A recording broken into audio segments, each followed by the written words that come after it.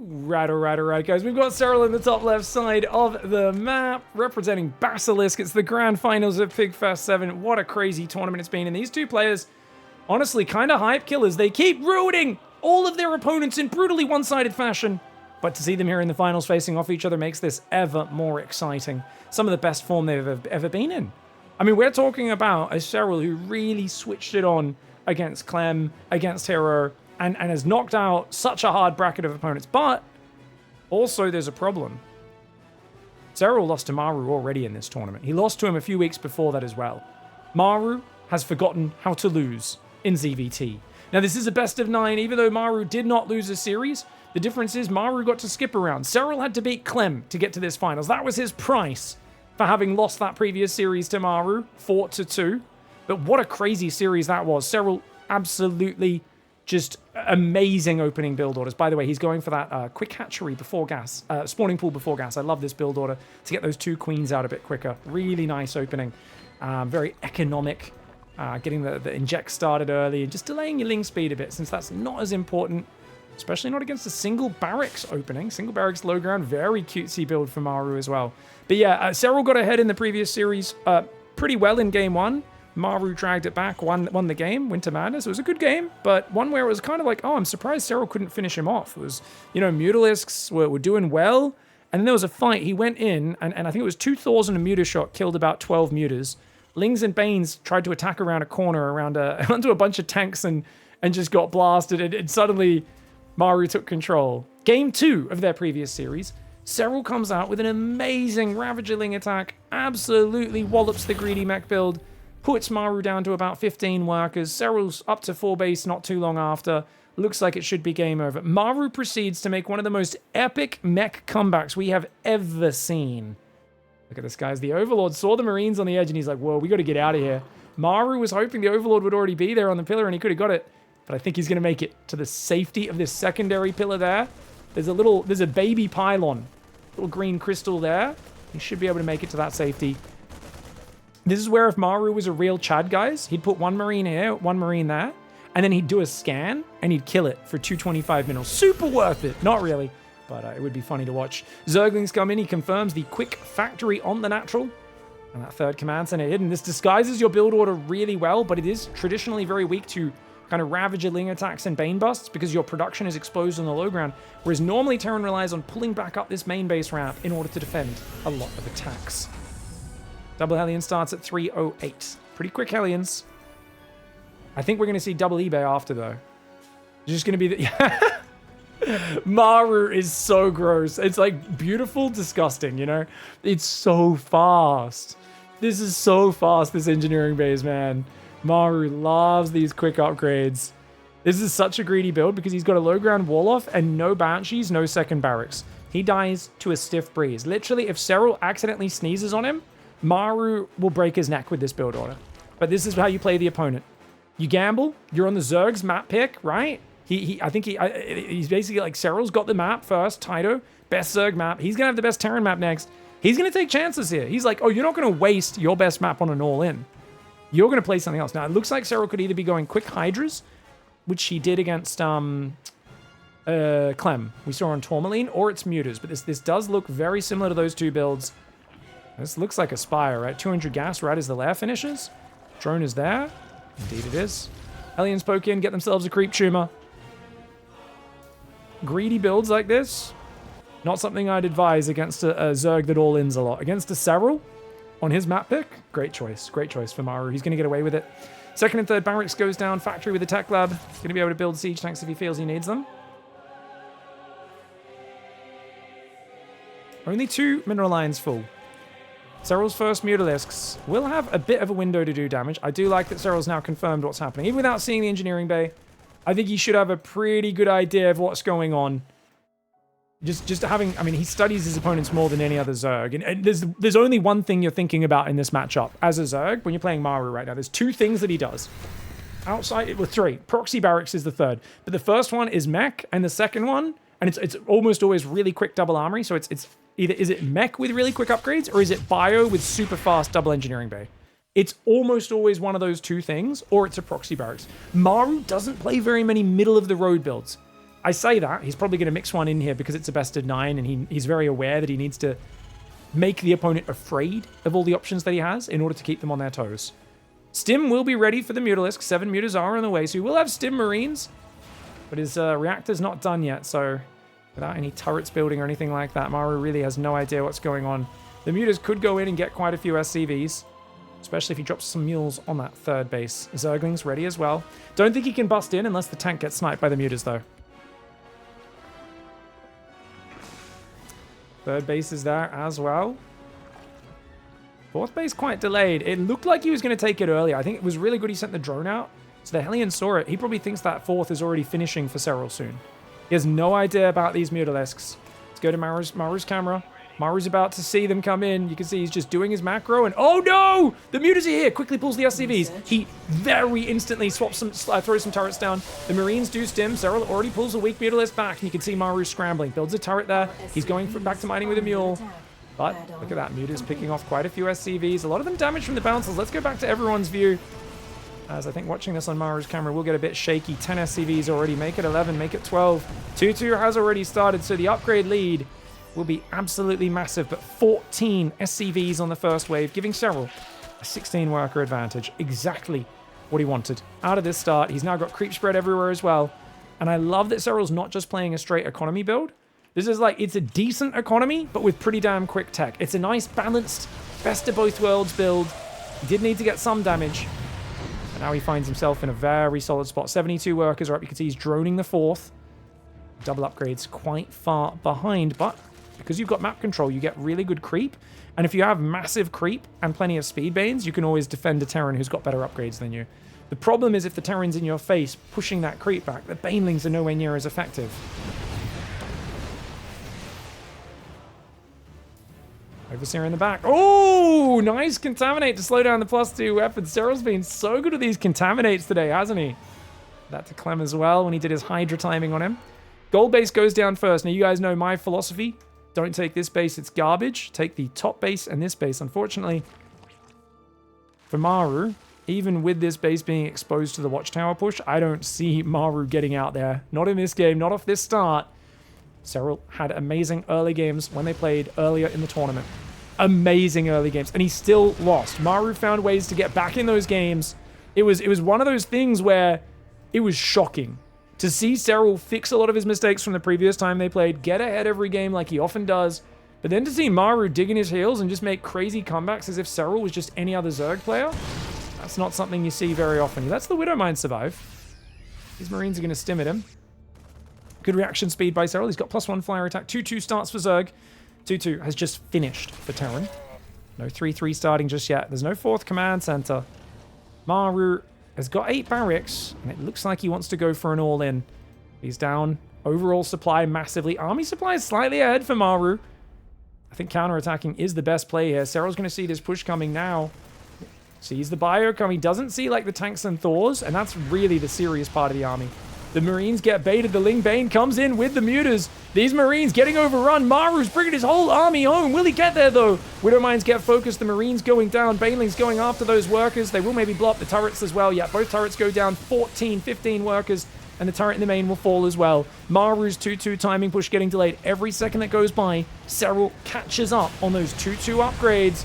And that is where Maru's army loses strength. Mass Baneling making to try and stave off the advance. I think that was a supply drop depot that went down there as well. How many Mutas has he lost? Only 2 Mutas and 27 Zerglings. Better than 2-1 trading. SERRAL is all over the game 1 of this grand finals right now. It is his best map. It is the map he's meant to do well. Maru's struggling though. Definitely a game that can potentially hurt your confidence when you're getting run over like this. I like the way SERRAL gets in here with another Ling run by, pulls back on the front, gives up that middle hatchery. He's got the gold base mining fully in the bottom left, so he's still on 5 bases. The Marauders choking him up. Wow, the Marauders and the Thor actually did a great job of blocking there, but there's so much Zerg, it might not even matter. SERRAL, army supply is dangerously close, but he's killing orbitals in the main. If he can just defend this pack of Marines, he'll be all right. Maru desperately needs to do damage. He's on 15 workers. The supply does not lie. I guess if Maru brings this whole army across, and then he Gets a few good Widowmine or tank shots on the Banes, maybe? The Bane's coming forward. That Widowmine's going to recharge behind. Will it get the shot that it's looking for? Yeah, pretty damn good shot. Not game ending though, and the Mutas are back as well, which means it's going to be hard. Does unload the Marines. 42 Marines, 2-2. But guess what? +2 Carapace kicking in for Zerg. That is going to be tied up on the upgrades. And SERRAL has made it past the scary part of this game. He did lose that hatchery, which I actually thought was going to survive at first. SERRAL's still got that gold-based mining. More than 4 times the Terran mining at this stage. Mutas find the exposed mineral line at the same time. MARU on the front, too deep on creep, and SERRAL's going to take him out. These fast tech builds SERRAL's been mixing in are really clever, and they're making it tough for MARU. Of course, that's SERRAL's map pick, though. We're going to go into MARU's strongest one next, no doubt, and that's where SERRAL is going to have his work cut out for him. All right, guys. SERRAL in the top left side of the map goes for that early extractor trick, but he skips the Overlord. No, he doesn't. His Overlord was like a second late there. SERRAL slipping on his builds. MARU in the bottom right side of the map for Vitality. Vitality against Basilisk, a rivalry we have seen going on and on for quite a few years through the former iteration of Vitality as well, back when they were on side previously. Hatchery goes up on the natural nice and fast. So he's doing 15 hatchery after Overlord into 17 pool before gas each game, right, guys? Or is he doing... Yeah, so one more drone starts, and then he's going to do... This is the new a laser / sort of build, guys. If you guys... all the Zerg nerds that watch streamers, while I'm asleep, the European streamers who usually finish their stream when as I'm waking up. Well, not to be fair, sort of doesn't. He's in Korea, but still. They've been studying this build. So this spawning pool, normally spawning pool goes down like a minute 14. This one's like 7-8 seconds earlier, which means your queens can start a fair bit faster. It's not as fast as a 15-15, but it's kind of a 15-15. It's really hard to get a quick third, get the gas. With this build, you can get faster queens to defend the Reaper, potentially go early creep, but you can also still get gas up. You know, you get a third base. So it's this kind of in-between choice, and it's actually worked out very nicely as a middle ground in this matchup. Now, MARU, not as big of a fan of blocking his opponent's third. You'll notice Clem was always over there trying to block SERRAL's third, get in his face. MARU's like, nah, save the minerals. You're not going to rush me at the start. I'm totally fine. He can do it. Actually, I don't know where Sort of is right now. Is he in Europe or Korea, guys? You guys let me know. I thought he was still in Korea. Been living on and off there for many years, hasn't he? Queens are there. Reaper's coming across the map. Single gas factory. And then does the second gas go down? Nope. MARU wisely does not go hyper aggressive with the fast double gas early starport. I think SERRAL's so good at defending those builds.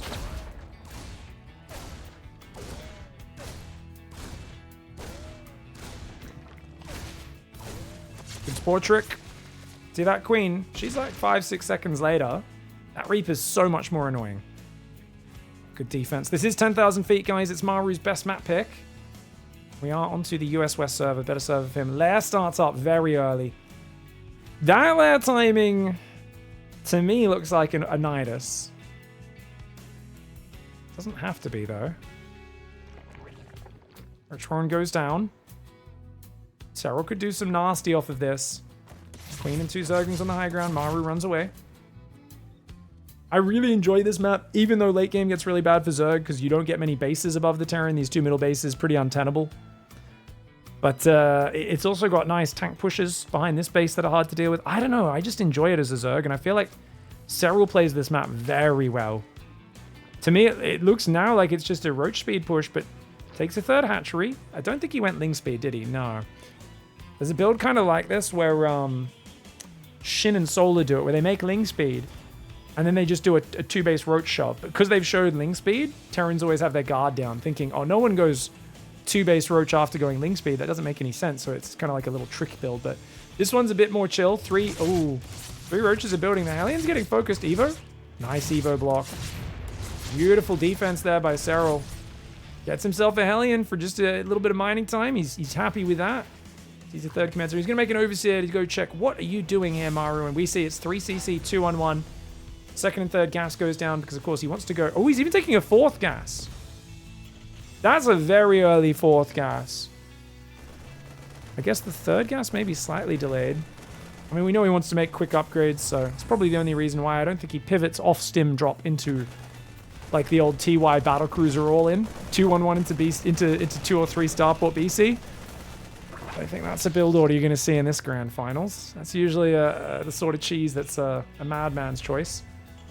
MARU goes for the double engineering bay, as expected. Swaps over the starport for the medevac. The Overseer dying's nice. That means these upgrades won't be getting hit by that contaminate that's been so useful recently. And it is actually just really fast 1-1 upgrades. And he's just droning his third. Wow. SERRAL's got some really interesting build orders, doesn't he, guys? He's going to go 5 gas. I wonder if he takes the middle base or does he take the top right? Could always mine the minerals out, go to the left as well. It is an option.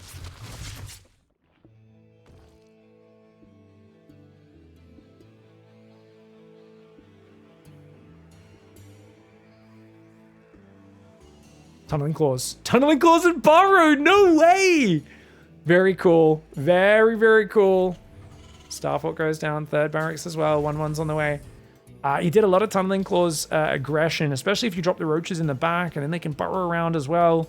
Something you'll sometimes mix in like a bit of an elevator with this Overlord. He did this against Clem a lot in 2023.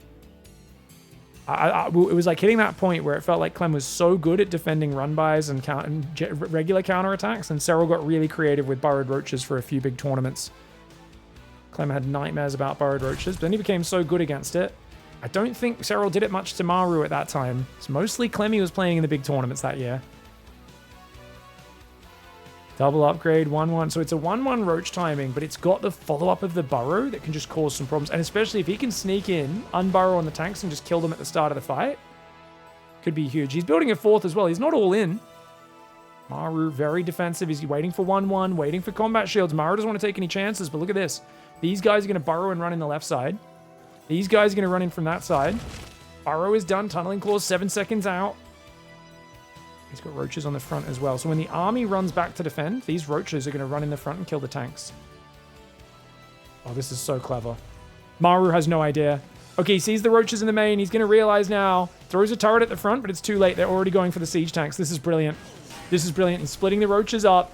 And look at this. It's all a bait. The roach is going to get in the economy 2 good damage. And he unburrows on the front. Takes out the tanks with 2 shots. And immediately burrows again to let himself heal. Realizes, wait, I really should be doing more damage than this. There's still roaches all around. There's one in the natural.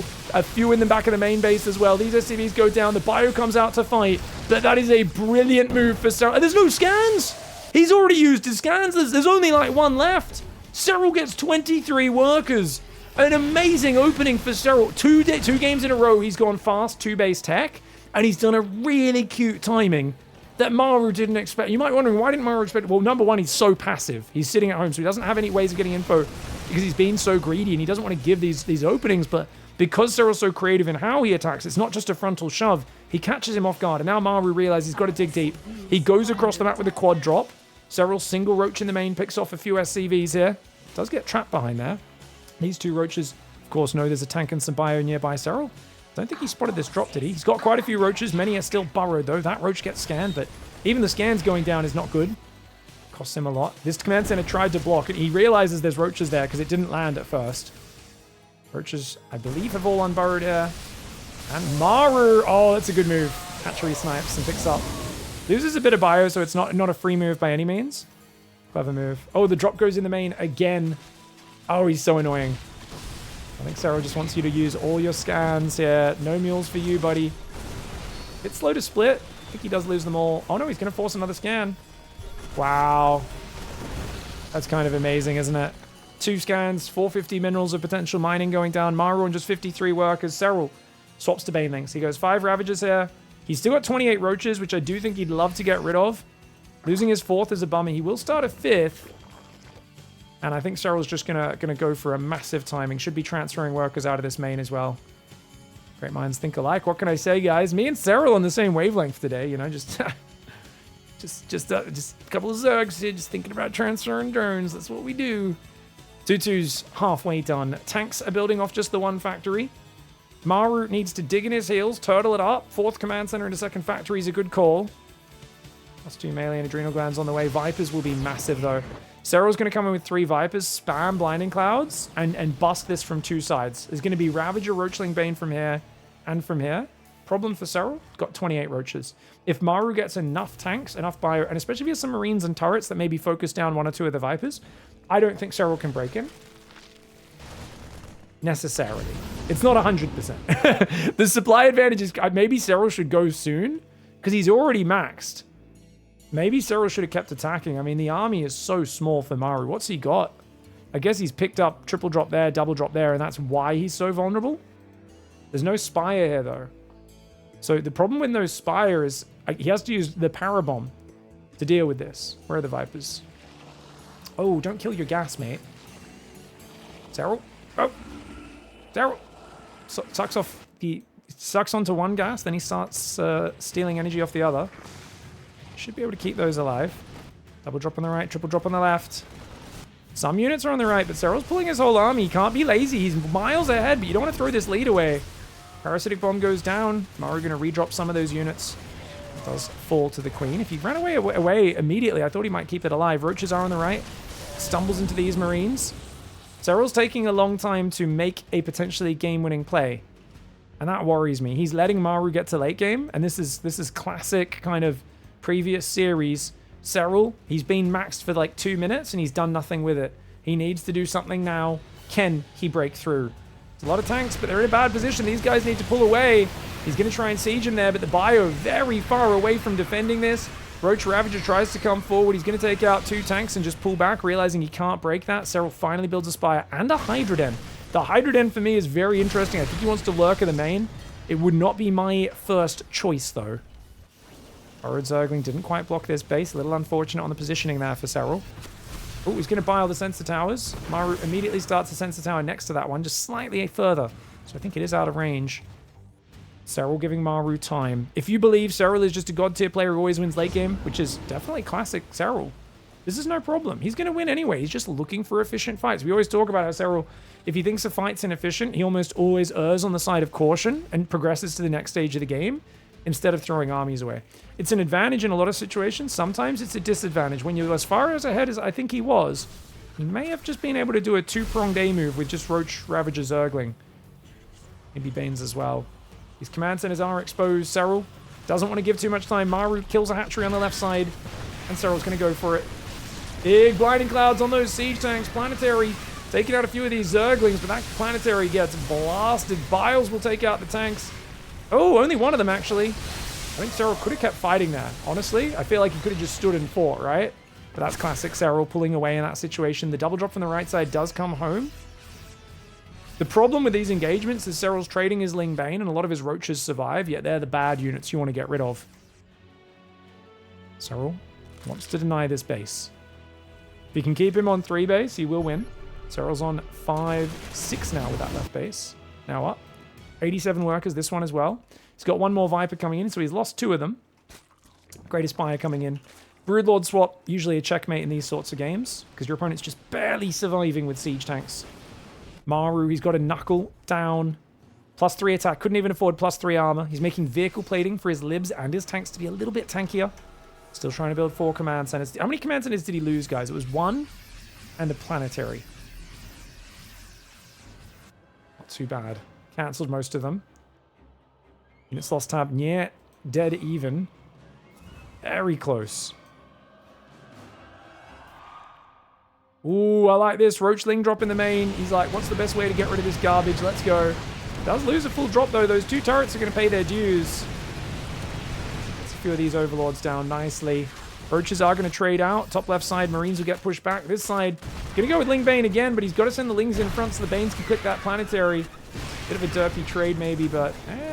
Oh, as long as you kill the Planetary. You're going to kill the Planetary, bro? Okay. If you could detonate like 30 Banes there and kill all 3 command centers, it would have been the best.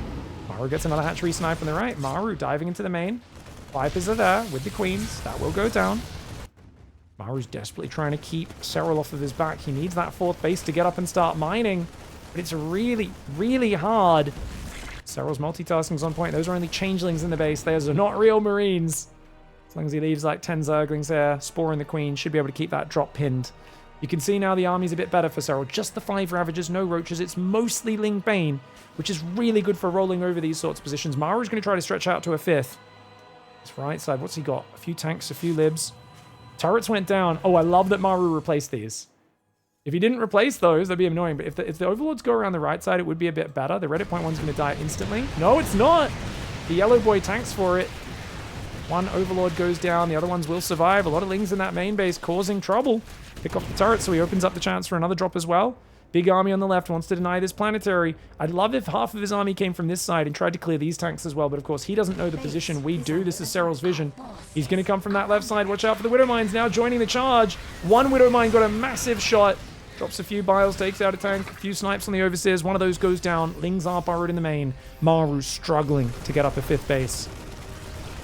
There's 8 Ghosts, 2 Vikings, 10 Marines. I think a Broodlord swap's still good here. I still think it's very good to just go five Broods. I don't think you even need more than that. Maybe 8. It does take a little bit to get going. It'll slow down your tempo just for a second. I'm just going to burrow there. Just baiting another scan for a Zergling. Super worth for Serral. Serral's army goes from 2 sides. Was this on purpose? Serral sending his army in a bit of an awkward direction. One of the Vipers goes down. Another one almost falls. But he does get a few SCVs, a few tanks, a couple turrets. Really wants that sensor tower. Grab 1 or 2 extra SCVs before those Zerglings go down. Serral's going to remax on Zerglings, building yet another Viper. Wants to have at least 2, if not 3 Vipers at all times. Ling's going to go for the drop again, but the turrets have been replaced. Maru playing Survival Simulator right now. And I think Serral's given him a bit too much room. I really feel there should have been more urgency in this game to finish Maru off. I mean, it was an amazing opening. Beautiful Roach timing. Serral's still in a very much winning position.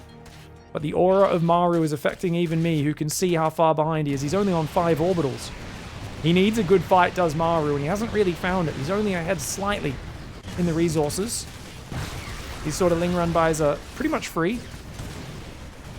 Lings get into the base. Vikings over there as well. Good clean up. Can he defend this side, though? This is a hard angle to attack for Serral. Maru doesn't have much of his army here, though. It's a few Ghosts, a few tanks, and a few Libs. Banelings blow up the planetary, 11 SCVs.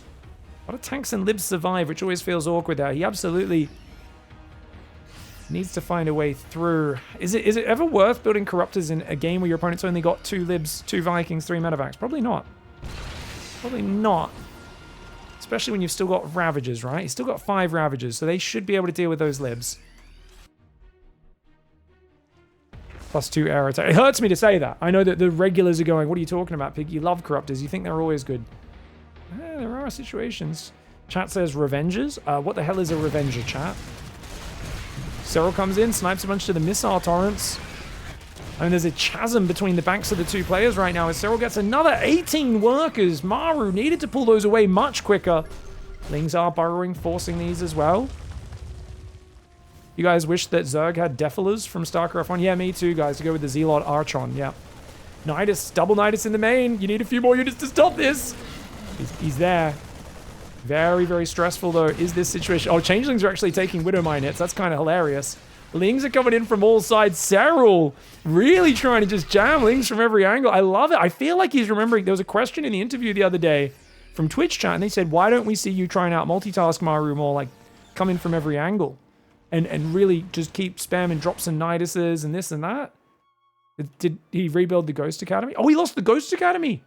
No, he started rebuilding it only now. Wait, did he think he was building Ghost this whole time? Maybe. Lingbane Ravager Viper doing well. Oh, beautiful hold position micro to disable the Widow Mine shot. Second Widow Mine does land, but the units lost have way too close for Maru's comfort.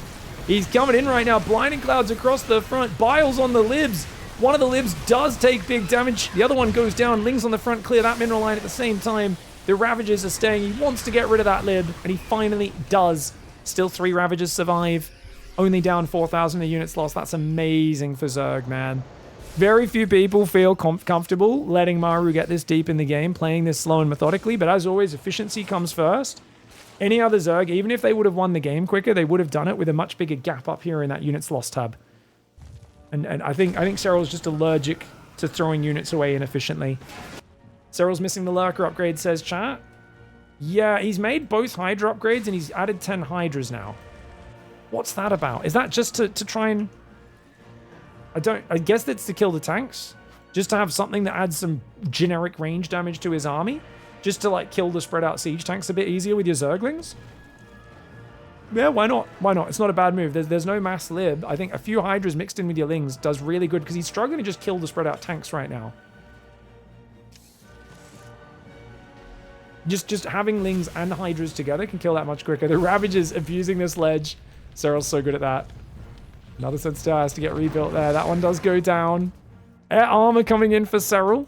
And Maru's going to try and expand to the right side. The last base for him, but Serral's had free reign over both middle bases for quite some time. Fully saturated. And he just keeps throwing wave after wave at Serral. He's got, at Maru, sorry. He's got 13,000 in the bank. Kills that Widowmine before it can fire. Ling's trying to do the spready. Here we go. Blinding Clouds on a bunch of these tanks. The numbers of Zerg are vast, but a lot of Marauders reinforced from the left side. Files landing on tanks, but not quite killing them. And Hydras, as nice as they are, is a little bit of support. Oh man, Maru's going to counterpush. Maru has a bigger army supply. You need a lot of Lings and Banes to defend this army right now. He doesn't want to make too many Banes because that gives Maru time to maybe snipe the hatch. Chases him. He's going to get... Ooh, a couple Marauders and Ghosts. Juicy. Every kill is valuable for the Zerg now as 2 Infestors do get added. So it's 2 Vipers, 2 Infestors, Massling Bane, and just 10 Hydras, 6 Queens, or 5 Hydras now. I guess he lost half of them. Serral struggling in late game. This is classic Serral, guys. I still think he could have won the game earlier, but at this point, he's doing it perfectly. Now that he's let Maru get to this spot, he's just so efficient. Look at that. No support. Only 2 Widowmines for the Lings. The Lings kill a bunch of tanks, bunch of SCVs. They get the turrets and the gas as the infrastructure. And at the same time, Maru tries to push the right side. That's mostly Banelings now in a big blob, though. Marauders and tanks pretty scary against that. Serral will lose this base, but he's killing one of Maru's and clearing tanks deeper into that defensive position at the same time. These Lings can get in that mineral line and do so much. Oh, that's huge. Serral happy to give up that middle base, man. Happy to give that up. Yeah, so for those who don't know, I've been calling... does anyone in chat remember my name when I watch enough Serral in late game? What do I call him? I've been calling him it for years. It's the Sandpaper Zerg. Because a lot of players, they try to finish... I gotta break their lines and win now! You know, I gotta win them before this or before that. But Serral, he just shows up and he just like, what's the job? And you're just like, well, we need to like destroy this guy. And he's just like, okay. And he just opens up his case, pulls out like the finest grit sandpaper you've ever seen. The Bunning Zerg, as chat calls him.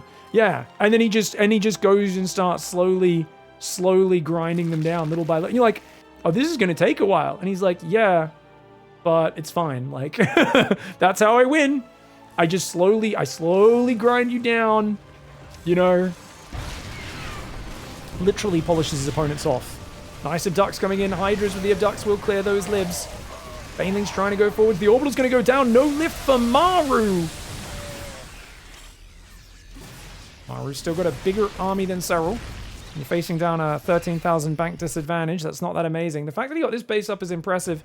There's still only 1 Viking, 8 Ghosts. Broodlords would be exceptional. Hydras? I mean, like I said, I think 10 Hydras is okay. Any more than that, I don't like. He's going to 12. I know I'm nitpicking, but like, I just feel like Broods, man. There's only 6 tanks and 8 Widow Mines, to be fair, though. Broods are specialists against tanks and mines. Ghosts do have a bit of energy, right? Yeah, a bunch of those Ghosts are full energy. Hard to use correctly, but they've got a lot of snipes. That tree's going to go down again. Maru, dude. If Maru wins this game, I will just be at a loss for words. Widowmines get a few good shots. The Lings coming in. The Hydras can clear the orbital as well. I think trading bases like this should always favor the Zerg, not the Terran. So there's an argument that Serral needs to take this base and also remove this. Because I always feel like in late game, you want to push their production. He's unloaded drones in the Nidus. I think he tried to evacuate the drones from that middle base on the right. So now he's running them back out. Ling's going to get in, burrow.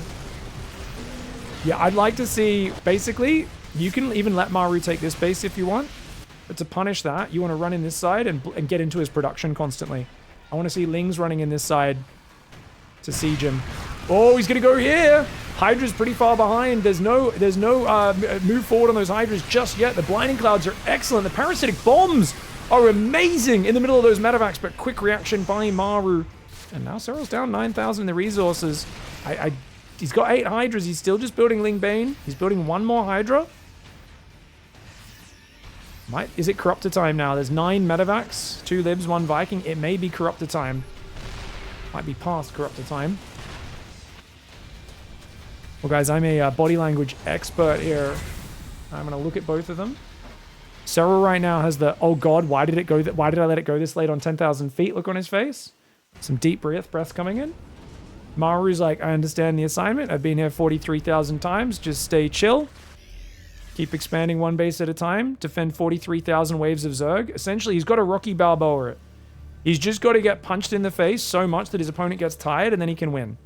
MARU's biggest strength is his ability to absorb the Zerg brain damage that's coming his way with these armies just overwhelming. He's just got to survive. If he can survive long enough, SERRAL will gas out. Abduct's coming in, some Blinding Clouds as well, the Lingbane rolling forward, but I don't think he's enough to kill the Planetary, and he pulls back there. A few of the tanks do survive. There are Lurkers in the base, though. He's finally got the Lurkers. These Lurkers do not have upgrades, guys. These are 8-range Lurkers. They do not have either Lurker upgrade, so not as strong as Lurkers normally are. Once again, accidentally unloading drones in the main. SERRAL taking the bottom left is a good call. The Zerglings should be able to defend this if they can get a wraparound, but MARU being a nuisance and SERRAL a little slow to react. He's going to lose that hatchery, I think. Big, please tell me MARU lost at least one ghost. I mean, in the whole game, yeah, he's lost 4. 4 ghosts this entire game. 26 minutes of wave defense, and he's lost 4 ghosts.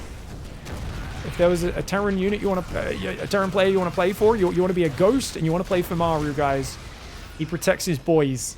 He understands those ghosts are important. He's seen the copy pastas. He knows.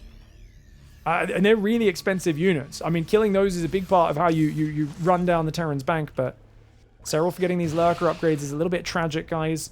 Production took some big damage. I like that SERRAL's hitting the production and stuff, but this is a pretty fresh base. SERRAL mined out maybe 40% of this base on minerals, and only about 400 gas off each geyser. Then again, he's getting this base here, which is even less minerals and gas mined off of it. So if he gets to keep that, that's great. Oh, the Lurkers were on hold fire! The Lurkers were on hold fire! MARU's Ghosts and Tanks siege up on top of the Lurkers as SERRAL tells them to fire. Oh my lord! He just killed so much! Oh my lord! Who needs Lurker upgrades if you wait until your opponent's directly on top of you before you open fire? Oh my lord! This is like, you guys have seen that viral clip of the guy, he's playing one of those games where it's like the old Napoleonic battles, and he's like, gentlemen, charge! Charge through the breach! You know, that was the moment, but he was going, hold! Hold! Don't reveal your position, men! Hold! Wait until they're on top of us! And then he told them to friggin' fire at point blank range, and we just saw MARU's army break.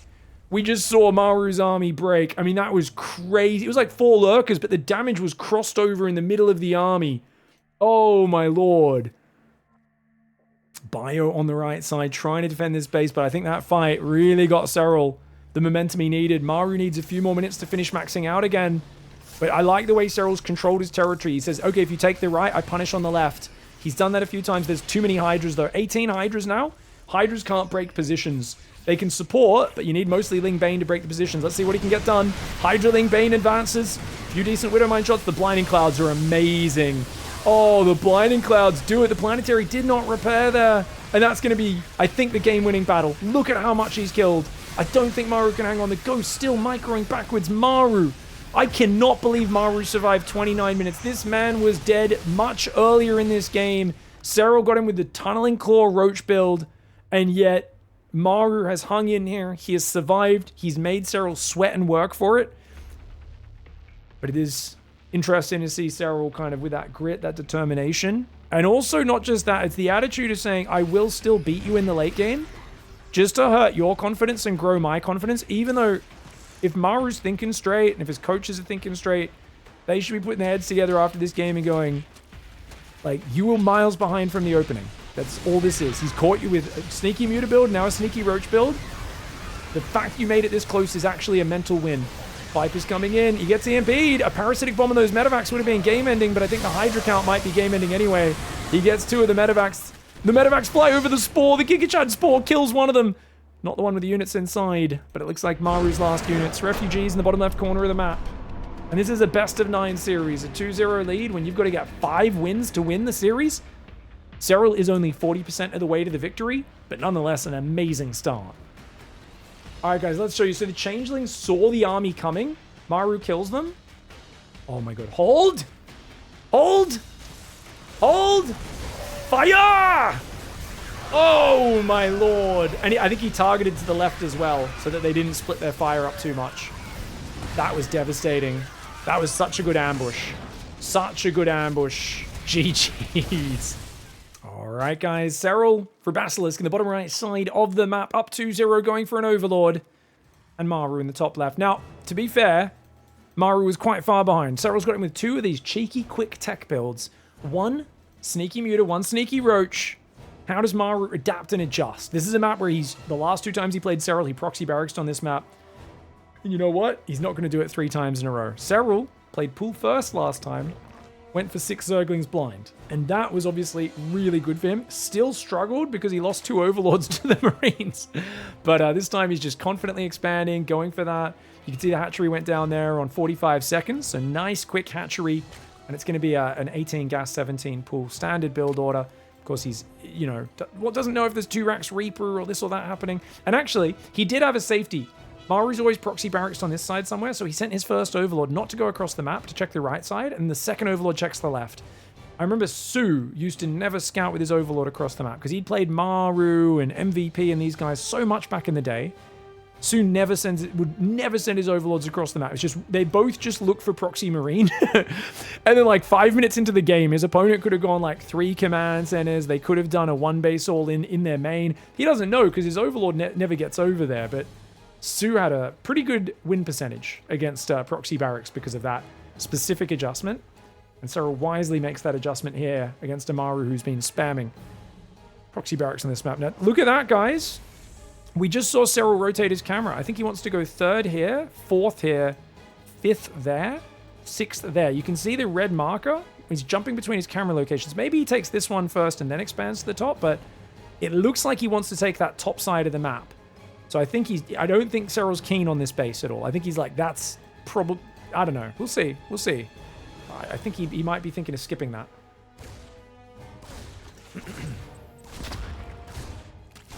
Ooh, Spore Crawler does take damage. We're just going to pull back. Good Spore Trick there. Obviously, you don't want to lose the drone. You can see with this delayed Queen, this is a more standard Queen timing, just how annoying the Reaper can be, but doesn't lose any units. Very well done. Just a Spore Trick and the early Extractor Trick. 17 minerals for one, 7 for the other. And second gas has not been taken just yet. 3rd command center at the front. MARU likes to put that there. Close to the front, creates a bit of a semi-wall. And this does look like it's a double engineering bay play, maybe? No, Starport second gas goes down now. Okay, cool, cool. 2 queens out, 3rd one on the way. We've got some creep shumers up. Hatchery there as well. Ruby Rock's a kind of medium map. It's got some really good tank pushers, hard to defend some bases, but it's a sort of map where I think Serral will really struggle against Clem on this map. And against MARU, on the other hand, I think he's maybe favored just because there's a lot of angles to counter-attack in on the bases and stuff. There's a lot of, like, the bases get a bit spread. And if you can get your creep out a bit and get a bit of momentum in the early mid-game, then I think Serral can still do fantastic things on here. And it's not bad for Zerg at all. It's when the Terran's got a bit of a lead and he's in your face and he's hitting you from all sides. That's where it's really difficult to defend your bases. But not really MARU's style. MARU's the late-game king. He's got some great early-game timings as well. But it's not just looking to raw multitask to win the game. 2 Zerglings sacrifice themselves. They sacrifice themselves. Really? Well, I guess they did just get fried. So maybe that was a subconscious slip of the tongue that kind of made sense. 6 drones do come out. Does see that it's cloaked Banshees. We should see a last start up the moment Serral gets 100 gas because he wants that Overseer to spot the invisible Banshees. Chat says, surprisingly bad Terran map. Oh, really? So that's interesting. I thought this map was pretty good for Terran, and I've seen Terran dominate on it and get dominated on it. I've seen a few games where, like, the Hydra build was really good here. There comes up. Good damage on the Hellion there. MARU's got to be careful. 2nd and 3rd barracks after double engineering bay, as is standard for MARU. Clem always does it the other way around because he wants to hit that crisp medevac marine stim timing. MARU, it's all about the double upgrades. Got to start them, though. There we go. 456 upgrade start. Evos have not begun yet as Serral takes triple gas. Serral's 4th base nice and early, though, at 4.5 minutes. Alien's going to rotate here. He's got 3 queens nearby. Queens up top, stop the Banshee getting in. It's no cloak. Did cancel cloak after the Lings got in. And yet 3 spores go down, and he's probably going to make an overseer. So that's actually pretty good that you force such a big response and then back out of it. I think he goes double cloak Banshee if the Zergling doesn't get in. Great reaction from MARU.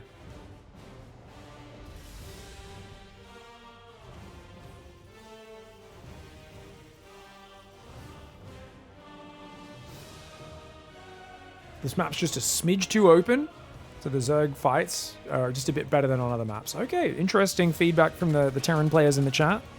Infestation Pit, double Evo, Bailey Nest on the way. Yeah, because I was surprised when so many Zergs and Terrans were a bit neutral about this map. These rocks are going to go down. Tearing the rocks down is so important on these maps, like these ones here as well. Opening these paths up, really good for Zerg. So the fact that Serral's got so much control this early, I think he feels pretty happy with where he's at. His upgrades, of course, are about a minute and a half behind, but with the quick infestation pit... Oh, my lord, 616 Hive? What is that? Sorry, guys, we're going to give Serral a yellow card, but with a very stern warning. It will very quickly be advanced to a red card. If he does anything that's just a bit too yucky from a Terran perspective. My man's going to have Vipers and Adrenal Glands so early. Bit of creep control coming in for MARU, but MARU, because he hasn't escalated the pressure, Serral's got a bit of comfort here. And this is a problem, because MARU didn't play the greediest build of all time. He's kind of done a standard build.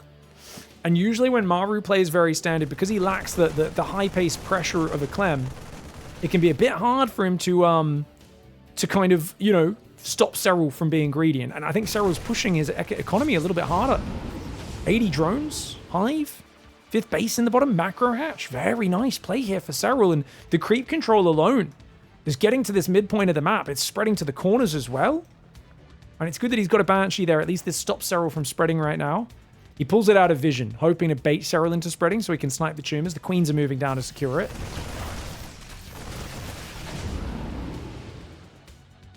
Hive is finished.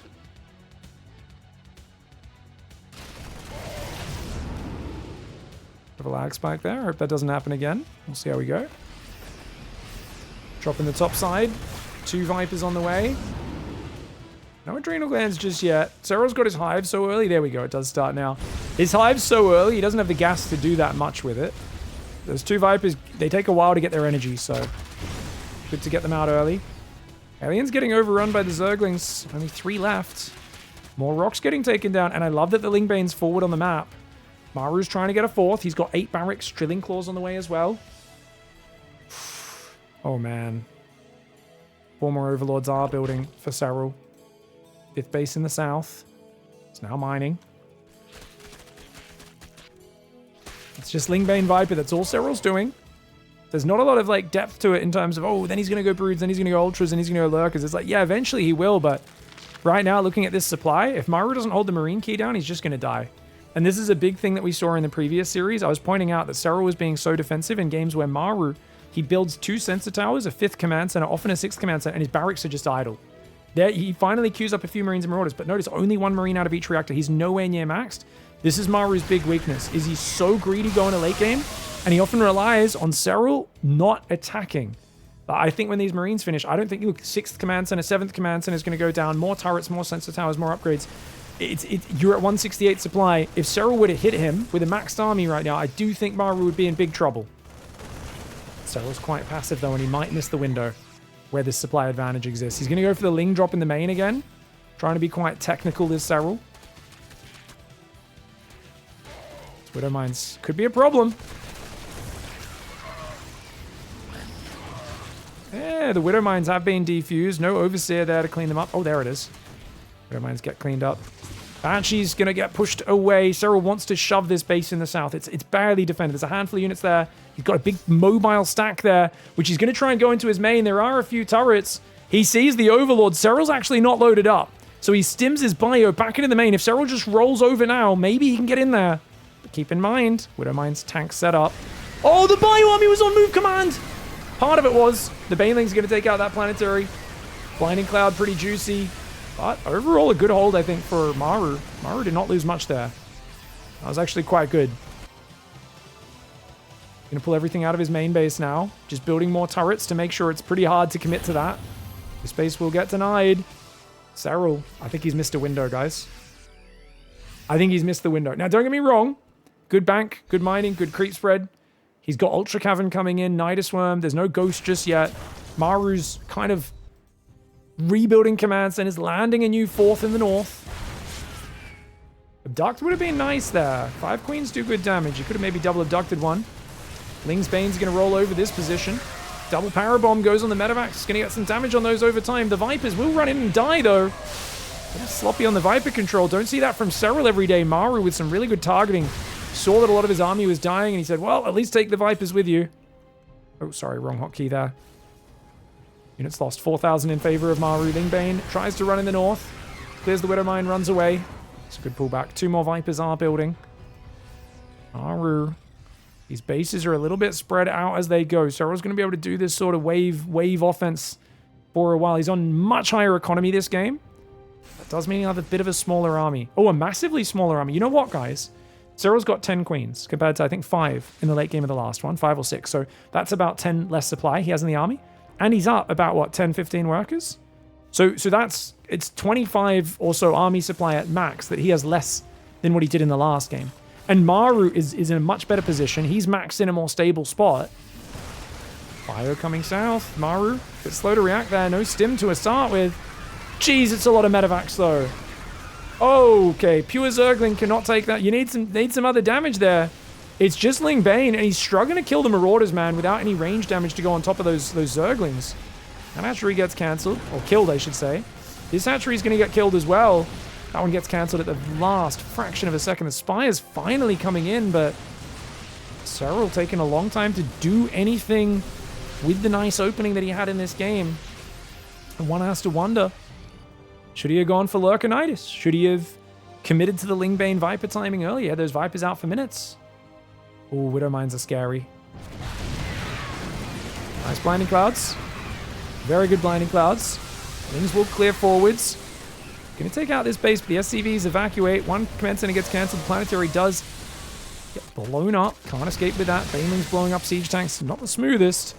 SERRAL keeping him on 4 base, which is in of itself somewhat of a victory. If you got some Zerglings in this base during that, I think he could have caused a lot more chaos. I think there is a belief that MARU struggles with the multitasking side due to that shoulder injury, even though it's the best it's been in a while. And in these long games, you're playing at such intensity. There's so much to click on, so much to macro. It's hard to keep up, but he's doing a great job. He's denying the middle bases. He's 7,000 resources ahead. Oh, he does a Hon Mono, though. That's like 1,000 resources or more of bio to kill a 300 mineral hatchery. I mean, it denies the mining there for now, so maybe he can keep denying it for the rest of the game, but cost for cost, not great. Tanks going down, Widow Mines do fire. He's going to need more overseers and need some anti-air. These Vikings are actually killing his Vipers, which is crazy. Ling Bane trying to roll forward. He can't get through the production. All the Lings are just clumping up. Bad micro for SERRAL there. Don't get to say that very often. 2 Banelings, 3 actually burrow in the mineral line. Or 2, sorry. 1 there, 1 there. I'll try to unburrow those later.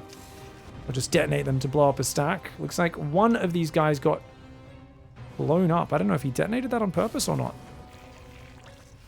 SERRAL here making flyer attacks, +1 range as well. He doesn't have that Hydra Tech available. Not sure if he's going to go for that like the last game. The Lingbane trying to roll in, but SERRAL's bank has been worn down. These fights have been horrendous. He's 10,000 resources behind and the unit's lost. MARU with a negative opening. 3 games in a row, but this time he wasn't completely screwed after the opening. And MARU says, mate, if you don't completely screw me over at the 6 or 7 minute mark, I am going to out-trade you like crazy. I am going to completely out-trade you, man. SERRAL's bank is gone. He's down 10,000, 11,000. SERRAL's trying to do it with Ling Bane, but MARU's got too good of a setup. The Marauder, Widow Mine, some tank support. Beautiful play here by MARU. SERRAL does go in on this side. It's not game over just yet. Ling Bane tries to roll in on this side. The hatchery's already died. Like I said, he's got nothing to kill these Marauders. He needs, like, Hydras or something with, or Ultras, I don't know, something with regular damage on top of the Zerglings running past. Try to deal with it. Baneling's going after the workers there. Gonna get a few SCVs, but there's not much of a stack or anything. SERRAL cleans up 12 workers, does clear up a fair bit of army. He's got 4 Ultras out now with Kindness. and Anabolic Synthesis. He's trying to take this base. I think this bottom left base is a good idea. SERRAL can keep hammering this side. It would be good, but Maru's going to rotate. SERRAL's going to push this side to try and get through. The Widowmine's very painful. He does hold position to try to make it easy for him to spread the Zerglings. I know that looks really weird, but otherwise it's so hard to deal with. And these two tanks shelling from the high ground, making this difficult. These two Vipers have been forgotten on the south side. He remembers them now. Things are moving. Oh! SERRAL dodging that Widowmine shot in the midst of everything. He's got to make more Overseers, though. They keep dying. He's going to bring one down here. I think MARU often grabs his whole army and shoves one side, but interestingly in this game you can see he's got half north, half south. We were wondering after watching their last series, and when you get to these later stages, is there something to be said for the moment MARU shoves one side, grab your whole army, shove the other side, and trade bases a bit. Trade a few expansions for a few of his, because I think that normally favors the Zerg. The more movement, the better. You do not want to be fighting MARU in an entrenched position. MARU right now, he's just trading so good. He's up 12,000 in the trading now, almost 13. These tanks will get overrun though. The Zerglings realize this is a little bit exposed. Siege tank, surely it dies. Yep. Lings in the mineral line. Oh, MARU didn't evacuate. Whoa! Bit of a doo-doo for MARU. The Infestor does get scanned. And he can't chase down that alleyway. So I thought he was going to get something there. He will turn now.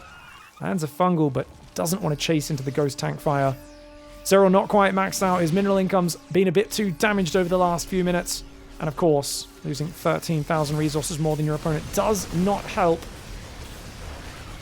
Vipers come in. They have to parasitic bomb the random Viking. It's not great Viper usage in this game. I think he's lost a lot more of them than he would have liked to. Lings get in. 4 Vipers have died this game, and I don't really see them doing that much impactful stuff. I mean, yeah, there's been some good blinding clouds, but he's been good at vine clanning. He just hasn't been as good at keeping the Vipers alive, SERRAL. MARU's putting too much pressure on. Burrowed Zergling's doing good damage. Kind of running in the run bys, burrowing them.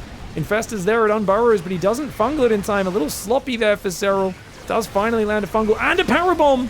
But the power bomb comes down only after the fungal wears off, and the Medivacs quickly split. Marauders and Ghosts trying to fall back. Lingbane, Ultra trying to overwhelm. He's actually clearing a fair few of these Ghosts. There's so many Marauders behind it, and a beautiful spready backwards for MARU, the Ghost King. The man that keeps his ghosts alive. Zergling unburrows there. A few Zerglings are on the production, but there's Widow Mines all over them. They'll just get blasted when they come out. Only 4 Ghosts have died this game. And you can see that SERRAL's bank has run down. His supply in the dumps. He's got the bottom left base now. This base unable to get up. This base goes down. He needs a really good catch on this army. The Infestors, with his gas bank, are kind of his saving grace. He can catch some fungals. He could do well, but trying to defend this base hard.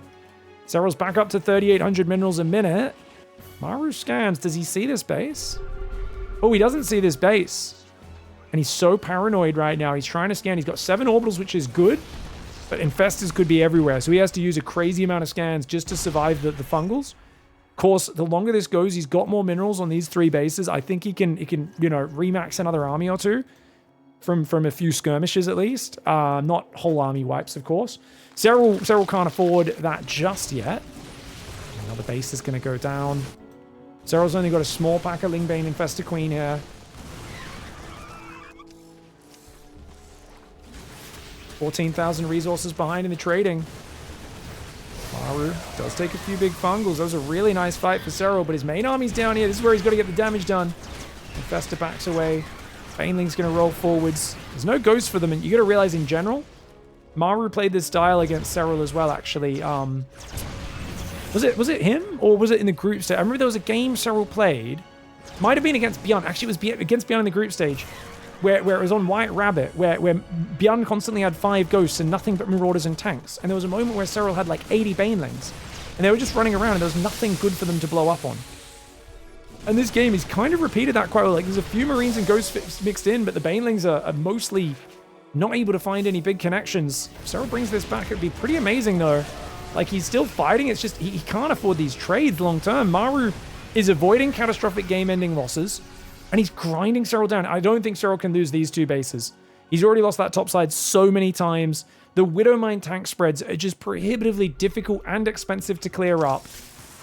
See, 1,000 units to just 287 of the Terrans. Infestor's thinking about unburrowing and fungling stuff, but the Widowmines will shoot him down. Get scanned there. Here comes the engage. Lingbane, Viper, Ultras, Infestors. Few Widowmine shots land. Fungals landing. Massive chain Fungals. But he does manage to get on top. SERRAL clears out all the ghosts with that crazy Fungal chain. Oh no! MARU loses massive losses there. A few thousand resources. Better trade for SERRAL. And he defends the bottom left. If he lost these 2 bases, I think he GG's. I legit think if he loses this position in the bottom left, he GG's. But he doesn't just hold the position. The ghost kill count up to 8 now. So many Marauders and Marines got caught there by the Fungal. SERRAL rebuilds drones. I don't think that's a good move. I think there's not enough minerals left on this base for you on this map for you to really justify that. Lings trying to overwhelm the tanks and Widow Mines. Medevacs are up there as well. Of course, there's a lot going on. You're not really keeping track of your exact worker count in these sorts of games. It's chaos trying to get your workers where they're needed. MARU. Nice micro from MARU. Ooh. I think it was this map, MARU versus Shin, where MARU actually threw away a maxed out army in one of the worst fights ever. He came back to win it, but like it looked like he was going to give up a big advantage against Shin, so there might be MARU's Ruby Rock mistake, is he always takes one really bad fight on this map, but then wins anyway. That might be the case.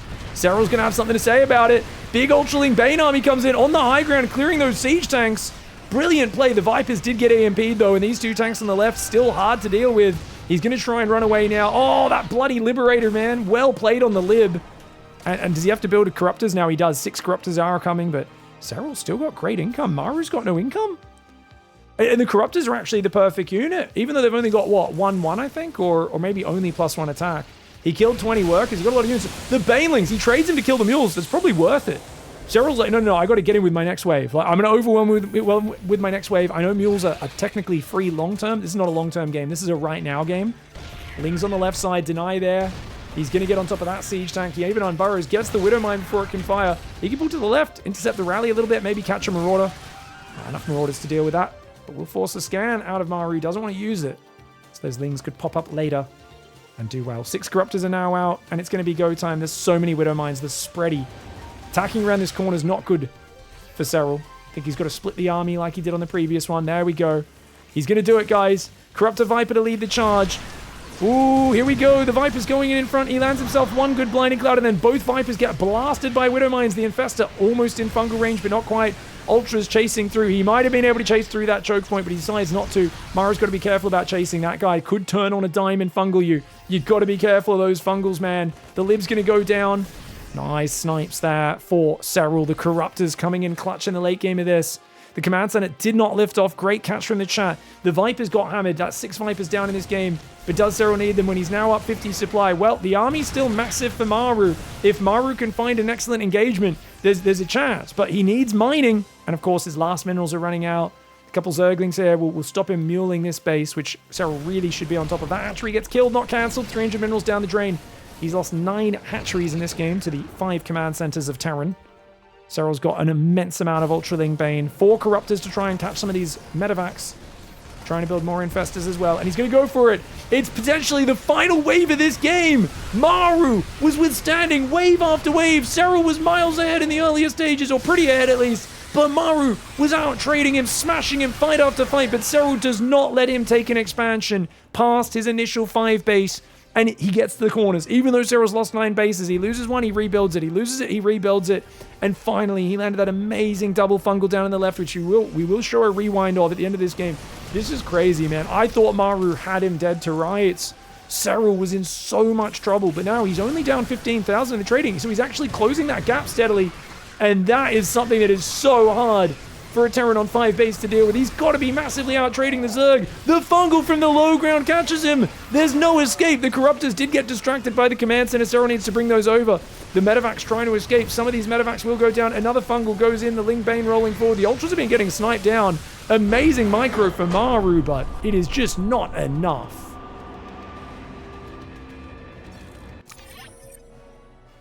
Come on, MARU. You can do this, bro. I know you can. I believe in you, MARU. Come on. When did that fight happen in the bottom left, guys? It was probably like 8 minutes earlier or something. Maybe it was probably like somewhere around here. Maybe not this long ago. Does anyone remember the timestamp of that? I think his units were even on A-move in the fight that lost him the game, says Lambo. It was really weird. It was such a crazy fight. Is there a bracket reset? No, we don't do bracket reset in this tournament. You might say, well, how is that fair? I agree to a certain extent. In the past, as a player, I used to not like it, but SERRAL had to beat Clem. That was his punishment for losing to MARU earlier. That was always a match to see if you want to skip the round and get straight to the semis. That's how the format works.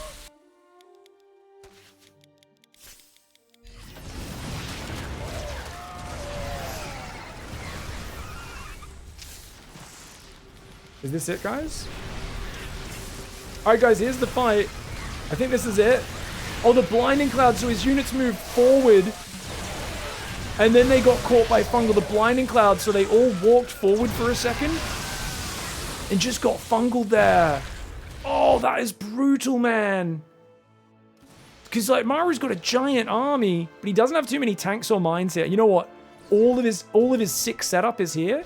And he didn't have many Widow Mines. Normally he has so many more Widow Mines, but he didn't have enough on this side, and he just wasn't set up yet.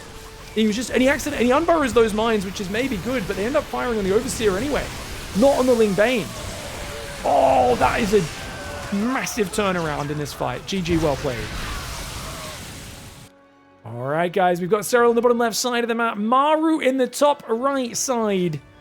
And he's got to hang in there. He was so close to getting that last game, but he just didn't have time to move all of his Widow Mines and tanks to that bottom left side of the map. And I really think the secret to that game and what SERRAL's been doing well here is in that later stage, when SERRAL's moving, he's winning. And whenever they're fighting in a static, predictable position, MARU is dominating. But what did SERRAL do? Even though he had a good position, remember what did he do so well earlier? Constant Ling drops on 10,000 feet. Just Ling drops, you know, going in there. Was it 10,000 feet or the map before that, actually? But he was doing the Roach, the Tunneling Claw Roaches. There was the constant Ling drops. I think that was the opening map, was it? Dude, I mean, there's so many maps. It's all blending into one. But he was constantly hitting him over and over again with drops in all these games, flooding Lings in. And it was when his army rotated from the top right, where SERRAL had lost a few fights, to that bottom left. That was where he got the big game that shifted the big fight that shifted the entire momentum of that game. I'm tripping over my words. I'm so excited right now because I did not expect SERRAL to win that game, and I almost felt like, oh gosh, this is where MARU just turns the whole series around and just doesn't lose a single fight from now on, because he was, what is he, 15,000 resources ahead in the units lost? But then that one big fight, combined with SERRAL then denying his base 2 times in a row on the right and the left, he basically denied 2 bases for the rest of the game, while also winning a shocking fight. And MARU doesn't have the big bank. Remember, Terran it kind of is crazy in their efficiency in TVZ late game generally. They also have to spend so much money on all that orbital command center infrastructure. They never have as much bank as the Zerg does. So they're a bit more fragile. You can't afford to be taking a big throwaway of your army like that, especially on a map like Ruby Rock, where those 2 expansions he was fighting for in the top right and the bottom left are a little bit exposed. That being said, we're going on to White Rabbit, and this match is MARU's dream. These side bases, oh god. Good luck mining these out, SERRAL. Good luck, because MARU from this base can easily siege down this base. This one as well, nearly impossible to defend from MARU sieging his way forward. So late game, this map gets pretty bad for Zerg. That being said, there are some moments where Zergs have found some good damage. I think this was the map where SERRAL kept Ling dropping, or Rainer, whoever it was. But the problem on this map is the Ling drop gets spotted going past this base. So the Terran has so much time to respond.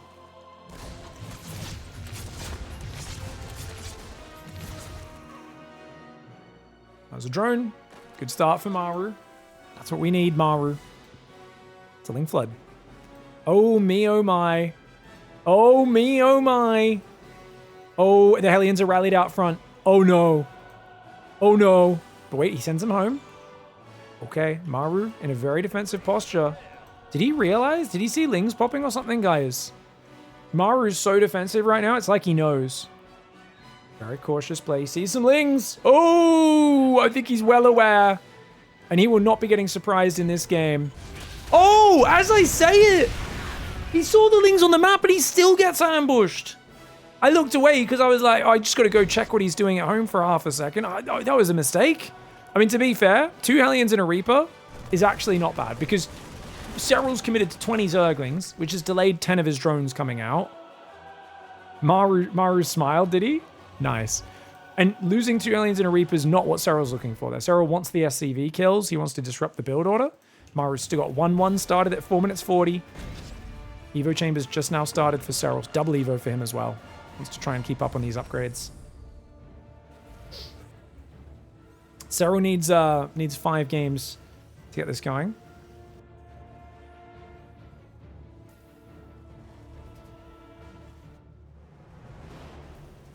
Now, if we think of the maps that are left, guys, what do we have left? White Rabbit here, then Winter Madness, Mothership. I think these are all good maps for us to see the kind of series evolve a little bit. We haven't seen Old Republic yet. I think Old Republic must be the next map. That'll be Serral's next pick. So Maru definitely needs to try to win this one, and I think he's going to mech in the next game. Hasn't shown any mech against Serral just yet. Plenty aliens at home. These Lings not finding any angles, but Serral droning back up to 65 drones at 5 minutes 40, despite the Zerglings not finding economic damage.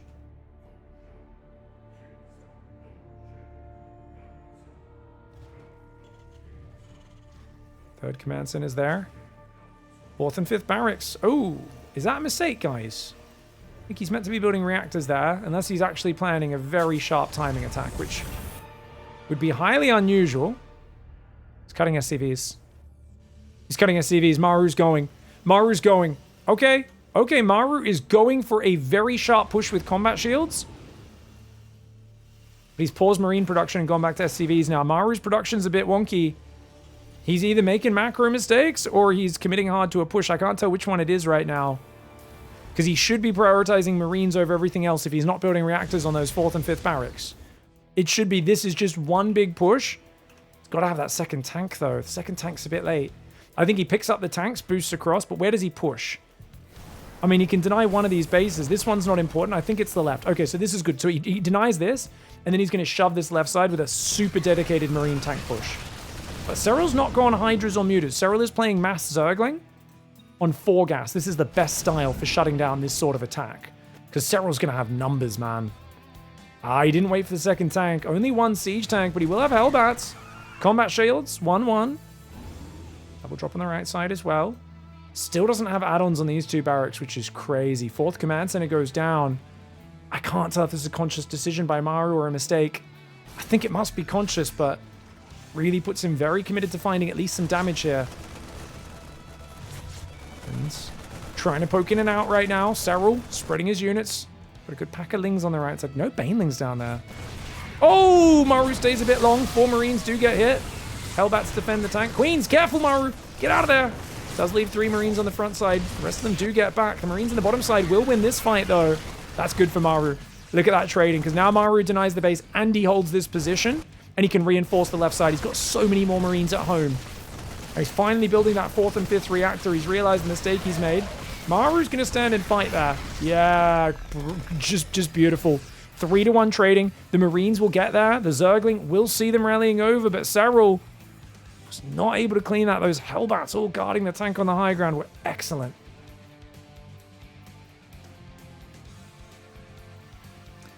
Second factory, 4th command center, 3 more barracks coming up. Double drop's going to move south. Serral needs to defend this 4th base. He can't be giving this one up. He's building a new 5th in the middle. He needs 4 bases to be competitive here with Maru. Cleans up a bit, tries to push the medevacs back. The Hellbats now come forward. The Queen's standing and fighting is crazy. Lings get in. Gets 1 siege tank, but cleaned up. 1 siege tank, not enough for that. Oh, Maru shoves! Oh, Maru shoves! I think he thought Serral kind of had his pants down a little bit more, but Serral, his pants were up. He was waiting. It was a trap. Still good hot pickup. Saves a lot of those Marines. One of the Hellbats. Serral's going to counterattack again. Serral is stuck on 76 workers. Massing Ling Bane, fighting into this terrible tank spot. Chadhammer, she's got 24 kills. The fact that Chadhammer has held that position is a disaster. Serral needs to overwhelm this position. I think he should just bring these units in a flank and get rid of this. The Queens are doing a good job of trying to make it okay, but another tank does arrive. Lings will clean it up. Baneling's trying to get up. Massive Baneling hit. Big counterattack rolls in. He's got his tank sieged in the natural, though. The Banelings are going to just blow up the depots, overwhelm the tank. Massive move for SERRAL. If SERRAL can hold at the same time, maybe, just maybe, he can make some magic happen. The Marines are heavily damaged. The Banelings look for the connects, and the Medivacs! The Medivacs won in position! MARU screws up there, and he's going to force Chadhammer out. She's got 51 kills. MARU picks up Sergeant Chadhammer. He's going to get her out. She's on 51 kills. But MARU should have boosted his Medivacs quicker. His Medivacs were nowhere near the Marines, and the Banelings got on top. If you're going to micro to the corner, rather than down the ramp, you have to move the Medivacs. MARU could have moved his Marines down the ramp or moved his Medivacs. Either would have been fine. That was a blunder, and it was. I mean, it's a stressful moment, right? Because he was getting hit at home. But that was a really costly mistake. If he still had that position, I think SERRAL's screwed. As it is, SERRAL now has a chance. He's got a bit of map control. He could respread creep, try to establish his 6th base down here. And with 3-2 upgrades and adrenal glands. And wait, did he forget carapace? Oh man, SERRAL was fighting without +2 carapace. Oh no, that is bad. Both players making a few mistakes in this game, guys. Ooh, I mean, it's a best-of-9 finals at the end of a grueling tournament. And you expect nothing less when you're playing at this level. No one plays perfect because you're playing against other guys. We were giving the analogy earlier that playing this game at the highest levels is a lot like trying to play jazz piano and adapting to the ever-flowing, changing music of a band playing with you. The difference is there's an invisible man with a hammer trying to break your fingers the entire time you're playing. And I think when you play at this level, that really is the only way you can describe you're trying to find your rhythm, you're trying to get in the groove, you're trying to vibe and figure it out, but there is constantly a dude trying to break your friggin' knuckles, and it's hard to play perfect piano when someone's breaking your knuckles. The drop down here for MARU is going to rotate. Can he hold this position in the middle? He's got Chadhammer's back. She's got 69 kills. She just went to 75 kills. Chadhammer is on 76 kills. Oh my gosh. I didn't think she'd still be alive. This drop is still being annoying. It's going to pick up and move over there. We've got the drop pick up there as well. More tanks moving through the middle. I think SERRAL's on the ropes. MARU knows he can probably overwhelm him. That is insane. Marauders are there as well. Dropping behind the Baneling nest. Good link counterattack. Oh, I love this. I really do think SERRAL should be making MARU multitask as hard as possible. Because I think MARU's fast. I think he's so clean and organized. But StarCraft is just a harder game when you have to multitask because you're constantly, especially if your opponent's harassing you like this, because you're reacting. The whole time you're reacting. These queens keep running to the right, all to the right, all to the left. He's got to move some queens down here, does SERRAL. Oh, the transfuse! The transfuse saves the hatchery on like 1 hit point. Ling Bane in the middle. He's going to blow up the Widow Mines. Oh, the Widow Mines do get blown up. Good Baneling split there. The Queens finally deal with the drop. SERRAL holds onto his 6th base, but at what cost? He's down 4,000 in the trading. His left side base is a planetary. MARU's going to take his own 5th base, so he's only down 1. He is playing momentum style as MARU. He's trying to lean on SERRAL and finish him. He doesn't want to play more late game. He's like, screw that. 77 kills, guys. She's on red hit points. She's probably going to go down if SERRAL breaks this position. But how many kills will she go down on? She's on 84 kills. 86 kills. Another shot. 94. Her last shot killed 8 Zerglings. She was on 94 kills when she went down. Sergeant Chadhammer. She's got that name for a reason because she's part Chad, part Hammer, and Zerg players everywhere absolutely hate her. MARU gets in, snipes the hatchery as well as trading so well on that left side of the map. 4,000 resources, 4.5 even in the trade in MARU's favor. MARU has his 5th up. The planetary's erecting. He's got 3-3 against 3-2. SERRAL has forgotten carapace because he forgot +2 for so long. +3 is nowhere on his mind. What an action-packed game 4. I knew MARU would not give up, guys. MARU for years let himself get bullied. He said in interviews, I don't know why I play below my level against SERRAL. He gets in my head somehow. I get in my own head when I'm playing him. I don't know. I know how to play better than this. I know I can do better. The last few tournaments, he's proved that. He's beaten SERRAL a few times in a row. He's looked amazing doing it. He's had some great moments in this tournament against SERRAL so far as well. But now in the finals is when he has to step up and play big. And on White Rabbit, he's finally doing it. Hatchery will go down. Could cancel for SERRAL. Actually, not many Medivacs here. The Ling Bane will overwhelm this army. You can see Zerglings take a while to kill Marauders, but that was a good fight for SERRAL. It's just the lack of bases and map control mean he needs probably better than good fights. Look how much MARU's supply barely drops. It goes up. MARU loses an army and his supply goes up. SERRAL wins a fight and his supply goes down. That tells you all you need to know about the context of the economies in this situation and the setups. The lack of +3 carapace, of course, is going to have compounding effects as this game goes on. Ling, Hydra coming in from both sides. The Widow Mines, really beautiful Widow Mine shots on that Ling flank. Yes, the tanks go down, but there's still a big pack of Bio Medevac. Serral's out of Banes, he's out of Infestors, and he's out of Bank. Serral has to tap out, and MARU with an impressive victory. Alright guys, game 5, Serral in the top left of Winter Madness. Will MARU abuse the Liberator spot? I feel like we haven't seen it in all of PigFest. No one's flown a Lib behind this base and sieged it up. But because MARU doesn't block the third, I don't think Serral's going to take this base like he did against Clem, who always blocks him. I think he'll take this third, take that fourth, and we'll see if MARU does the Beyond move.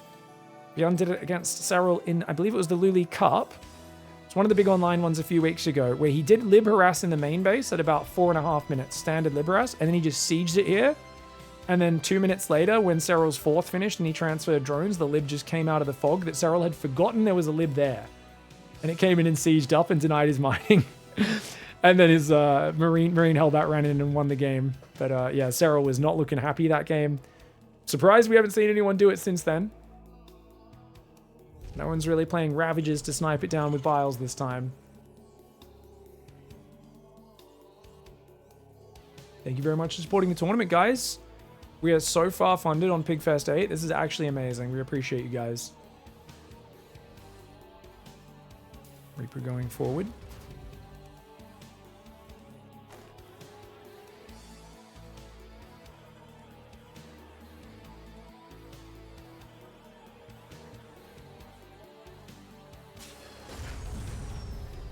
Just taking a breather, guys. These games are absolutely hectic. Oh! Guys, even though he's not blocked, he doesn't want to deal with the Lib. Serral is so smart. Serral's like, if I can defend that third base from Clem's Hellion harassment, I can defend it from MARU's. And he's going to expand to the right. And that gets your creep into the middle of the map a bit earlier as well. And allows you to expand to that top right a bit easier. It's actually, it's harder to defend early. The fact that Serral goes straight for this third is such a smart adaptation.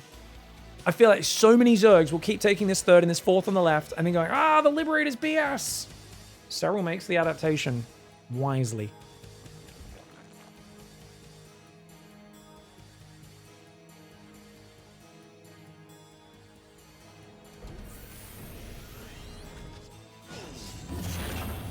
Pig is such a Serral fanboy. 100%. There are so many players who've had better macro than anyone else. And then their late game advantage got removed or whatever. Serral's case, the Broodlords used to have a trick where they shot further. He was so good in 2018, 2019, nigh untouchable. And then he actually did the flash. The flash is when you've got such a target on your back as clearly the best player in the world that you actually evolve and you learn how to play like 50 different play styles. I mean, Serral evolved into being a timing attack master. He has the best cheeses in the book. He doesn't do them that often. But when he does them, his win percentage with timing attacks and cheeses is insanely high. I mean, we found out, we did a 2-hour interview with him a few years ago, and he said, I think it was the start of 2024, right? And I was like, hey, what about this build? I saw you do once. I think there's like some cool variations. And he's like, oh, you remember that? And he's like, yeah, I have a new version of that I've been sitting on. I wanted to use it in Katowice. Actually, he said, oh, I've been wanting to use it since last Katowice, which was over a year before, but I haven't had the right moment. And I was like, are you telling me you've been sitting on a cheese for over a year? Most players, you just pick a map that it's good for and you see if it works in the tournament. Serral's out there like, no. I know the optimal build order for my opponent to do it against, and I wait for that to trigger my cheese. And you're just like, I'm just squinting at him like, no one else plans to this level and saves their builds like this. Like, a lot of people just do builds and hope it works, but Serral's on another level, man. Of course, I've got great respect for MARU as well, and the reason I'm so giddy watching this series is that the fact that MARU's put so many question marks up. Like, this is not over by any means. MARU has looked like a friggin' brick wall in front of every Zerg in this tournament up to now, including Serral, the previous time they played. Serral got massive advantages before and just couldn't finish the game off, and MARU made crazy comebacks. This time he's going to do a Ravager Ling off the front base. Clever play here. The 1-1 upgrades are always way too quick. MARU's been really weak to this all tournament long, because remember, he's always playing double eBay or double armory before extra production buildings. And he didn't build a Banshee either. So the Lings are going to get in. They're going to surround a Hellion. The Roaches and Ravagers are about to move across the map. He needs to build bunkers right now or he's screwed. He misplaced the depot, rebuilds it. MARU has no idea this is happening. The Ravager's going to get to his base before he realizes. I think this might just be a game victory. MARU has had this weakness The entire tournament long, every ZVT series, double upgrades before extra production. If he doesn't play Banshee, which he almost never does, he is vulnerable to a Ravager Ling or a Bane Bust. And that's what Serral's going to pull out. 3 drones went down to the lib. The alien's going to counterattack, but this is the real thing. MARU has no units at home, and this is the strategic thing. I didn't mention this to Serral at all in our interviews, but I've been thinking in the back of my head, surely a guy who every single time goes double armory if he's playing mech, or he goes double eBay, if he doesn't have 2 Banshees to defend, what's he got? 5 Marines, 7 Aliens, a Viking, a Lib, and a Reaper. Almost 6 minutes into the game. This double engineering bay is not standard, and it's not just because the upgrades people like to be aggressive like Clem, it's also because you actually have a good pack of Marines with stim finishing at this point if you play the 3 racks before the double engineering bay. But Maru's greed gets punished, and Serral takes a 4-1 lead. All right, guys. Serral in the bottom left side of the map. He's up 4-1. Maru in the top right side. And he's out of points here, man. He loves that double eBay build. Rainer's pointed out, it's not just Serral that cheeses him. Rainer's like, mate, do you remember my series against Maru and RSL? I cheesed him 4 games in a row. Maru's one of the few guys who still dies to the old Ravager Ling attacks and stuff like that. And I was like, that is true. That is true. There was some cheesy games in that series in RSL. Fun series, that one. Serral, unlikely to pull out a build like that 2 times in a row, guys. Is Maru a mad lad and goes double eBay, no Banshee again? I think he might play a Banshee this time for safety, but we'll see what he can do. I do feel that when you play Hellion Banshee against Serral as Maru, he doesn't fear that build. Quick spawning pool, guys. This is the spawning pool before gas. So he goes spawning pool, builds another drone, then a gas, and then another drone. 17 pool, I believe, right? After the... Yeah, 17 pool. After that hatchery, 15 hatch after Overlord. Solid opening. Halfway between the standard 16 hatch, 18 gas, 17 pool, and the 15-15. Appreciate everyone in chat earlier on in the tournament who was telling me about that in the group stage. Because I was like, what is this build?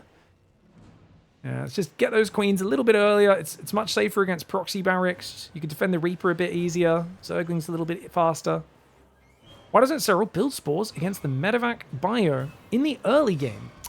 Oh, so because Maru's like best Terran of all time, he sees spore crawlers and he usually just flies around it. You need to kill a drone each one you build. So the thing is, static defense is really good if Serral's maxed on resources. If he's got to defend other things, he might have spores left over. But problem with the spores is, even though like there are certain positions where just throwing 1 spore here or there can be very nice. Like I think on White Rabbit on that bottom right base would have been good, because that base is really annoying where the drop kept going back and forth. A spore crawler there would have been amazing. But he could have just split his queens a bit better and had more Zerglings and stuff. And it's more important to have more Zerglings because like the kind of general thinking most people is like, oh, but he's just going to harass there everywhere and what, you know, you got to have defense. And it's like, well, yeah, but sometimes the Terran grabs their whole army and pushes the front, and then you have like 4 spore crawlers in all these random spots that do nothing. Whereas the Lings, extra queens, they can always pull to the front. So it's always about mobile, combat-ready army. That's the priority. And the spores and the spines and the static defense in general comes in as like a little bonus point you'll add in very specific situations. Usually you only build spores before the 8-minute mark against Banshees, Libs, battle cruisers. Third base at the front is ballsy. Gets you creep far forward. Complete. I think this is to scare Maru because a Roach Shove could come off this. Another Ravager Ling could hit so scarily. And Maru's going to go 2-1-1 here, guys. So 3cc, 2-1-1. So Maru has been kind of pressured into being a bit afraid here. He says, okay, I'll go early stim. Go for the 16 Marines. Serral does go for a Roach Warren after Ling speed. Ooh, I mean, it doesn't mean he's committing by any means. I don't think he is. I think he's just going to macro. But interesting that he's opening Zerglings and then into Roaches straight away. Guess he's worried about tanks pushing across through the middle. Wants to be able to buy all those later on. Just have a handful of Ravagers. I kind of like it if you don't go Roach speed. You just get like a bunch of Roaches, turn a few of them into Ravagers later on. Be good. Zergling does see everything, which is fantastic here for Maru, for Serral. Not great for Maru. The Ling run by is ready for Overlord's building. That looks like he's going for a big attack, but the drones are still coming in. It's just a bit of a naughty supply block. And Serral's Overlord goes walkabout. Sloppy here for Serral. But hold on, he sees the aliens have left. Ooh, he's going to get the surround on some. But actually, good Marine micro. Oh, those are greasy Marines, aren't they, guys? Oh, good micro by MARU. What did he lose? He lost like, what, 2 SCVs and two Marines for like 10 Zerglings. A lot of units got damaged. Almost none died. Great hold for MARU. He's got double mana. And that's big because you don't want to be losing Marines when you're doing a 2-on-1 here. Single Evo. Drones coming in. Aliens dancing around. They want to slow down the creep wherever possible. It's the follow-up to this MARU. Yeah, double upgrades, pretty standard. 4th gas coming in. It's the early +1 weapons. It's going to be a little bit quicker than the Carapace, which should start.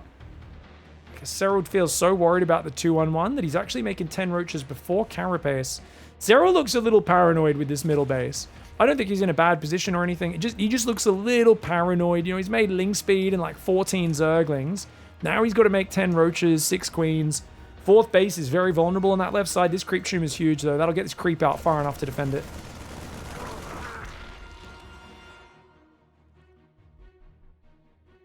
Carapace has now finally started. Not too far behind the upgrades of Terran.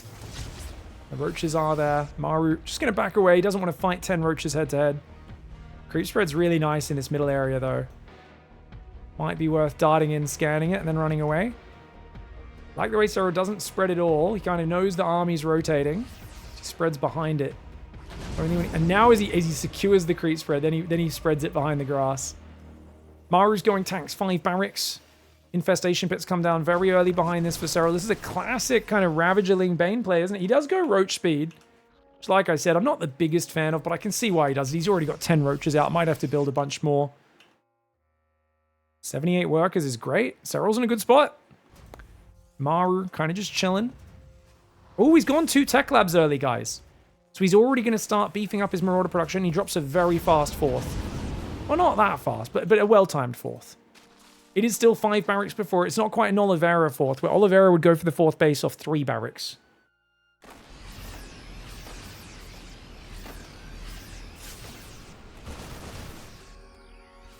It's good to see the finals. There's kind of the least technical issues out of the entire tournament. Serral just needs this one game, but I really want MARU to just hang on. The problem is, remember, even the series where Serral had his most dominant loss to MARU recently, Game 1 was a epic macro game here on Tourmaline, and actually, Serral won the epic macro game because MARU could not defend the corners. Every time he moved out to the corners, the Ultraling Bane, the Corruptors would roll in and clean him up in these relatively open areas. And MARU couldn't quite keep up with him. It was very close. Like, it was nail-biting late game, but that does bode well for Serral. Because the rest of that series, MARU looked on another level. But on this map specifically, with how far these corner bases are away, looked like it was tricky for MARU to secure a 6th base. 1, 2, 3, 4, 5, 6, or 7th base, I should say. You both get a pretty, you know, you get your 5 base, your 6th base here he was able to get. It's just the corners he struggled with.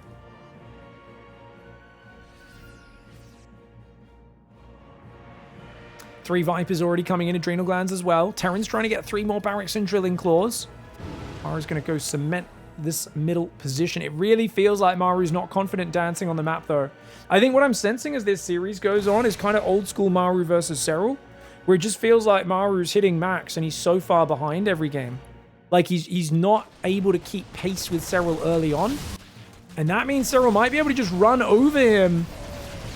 Good pickups. Didn't lose as much as he could have there. Oh, 3 Overlords. That's a juicy find.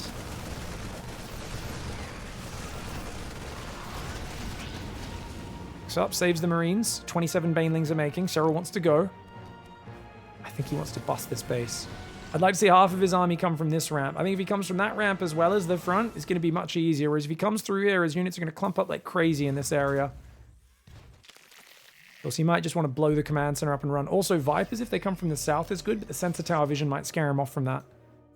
Double drop goes in the south. Queen's there. Oh, drop. Going a bit crazy mode. MARU just flying through the middle like a mad lad. Blinding Cloud goes in. Command Center cancels the upgrade. Blinding Cloud's on the Marines. The Marines run into the Banelings. The Banelings are a bit clumped here. Ooh, the Baneling's blowing up some of these Widow Mines. A great Widow Mine on some of those Banes. The Roaches and Ravagers coming from behind. The tank's getting overrun. A brilliant engagement here for SERRAL. MARU caught massing command centers when he wasn't maxed out. It's a classic mistake. Same one he was making in Dallas a few years ago. And he's been doing it this whole tournament as well. SERRAL has realized he does not max out on bio production. And I think his barracks were idle. I wasn't paying close attention. I'll check in the replay after. But I think his barracks were idle because he was building a bunch of command centers there. And that is very expensive to do when you're not maxed out. Does have 2 command centers floating around. He had to cancel one. MARU has to just max out on bio. A lot of his barracks aren't producing right now. He's got to get those Marines on the field. I know Marines aren't the best long-term unit, but they're good enough to hold on against this army. And that's all MARU needs to do. He's the king of the late game. He should not be floating to the right side. The middle base is the best base for him. He cannot defend the right side. That'll give SERRAL an easy attack angle. SERRAL may have been breaking down his confidence a little bit here. MARU needs to believe in what he can do. What we know he can do. Ling's coming forward. The Widow Mine's getting some decent shots on those Zerglings. Not really, though. Actually, really good splits by SERRAL. That Widow Mine gonna land. Blinding Cloud on the bio is crazy. Oh, man. He only saves 3 medevacs worth of units. MARU getting overrun there. Widow Mine's got a few shots, but trying to expand to that side. A little bit crazy there for MARU. And you can just see way too much Zerg on the dance floor. SERRAL eats a few of his own biles there. Over eager to close the gap with the Terran. Drop some biles. Good dodge. Ooh, 1 Marine still gets hit, as do 2 medevacs. SERRAL spends a lot of units, though. Units lost tab close to even. And SERRAL's already mining the top right corner. Zerglings here creep on the doorstep of Terran. And MARU, I think his confidence is just, his meter is kind of run down here. And SERRAL reasserting dominance after so many big losses recently that have had the fan base doubting him. But it feels like it's just been a process of him adjusting to this patch, this version of the game. And who's lagging? It's not me. Both players look frustrated. They will continue playing here. I think Bane Roach doing what they can. Spires on the way. Ultra Cavern as well. This base on the right side chilling. But not for long. MARU is going to have to defend an avalanche of Banelings. 40 Banelings, 90 Zerglings, 2 Ravagers, 3 Roaches, and of course, the 3 Vipers that are juiced to the gills, ready to blind their opponents with a green miasma of cloudy, bloody, blinding cloud. That's a sentence. Viper's coming in. SERRAL wants to finish this game right here, right now. Blinding Clouds are abundant. Oh, that Widow Mine took out 15 Banes. Another good Widow Mine. MARU digs in his heels. He says, not just yet. But he does lose the command center in the process on that 4th base.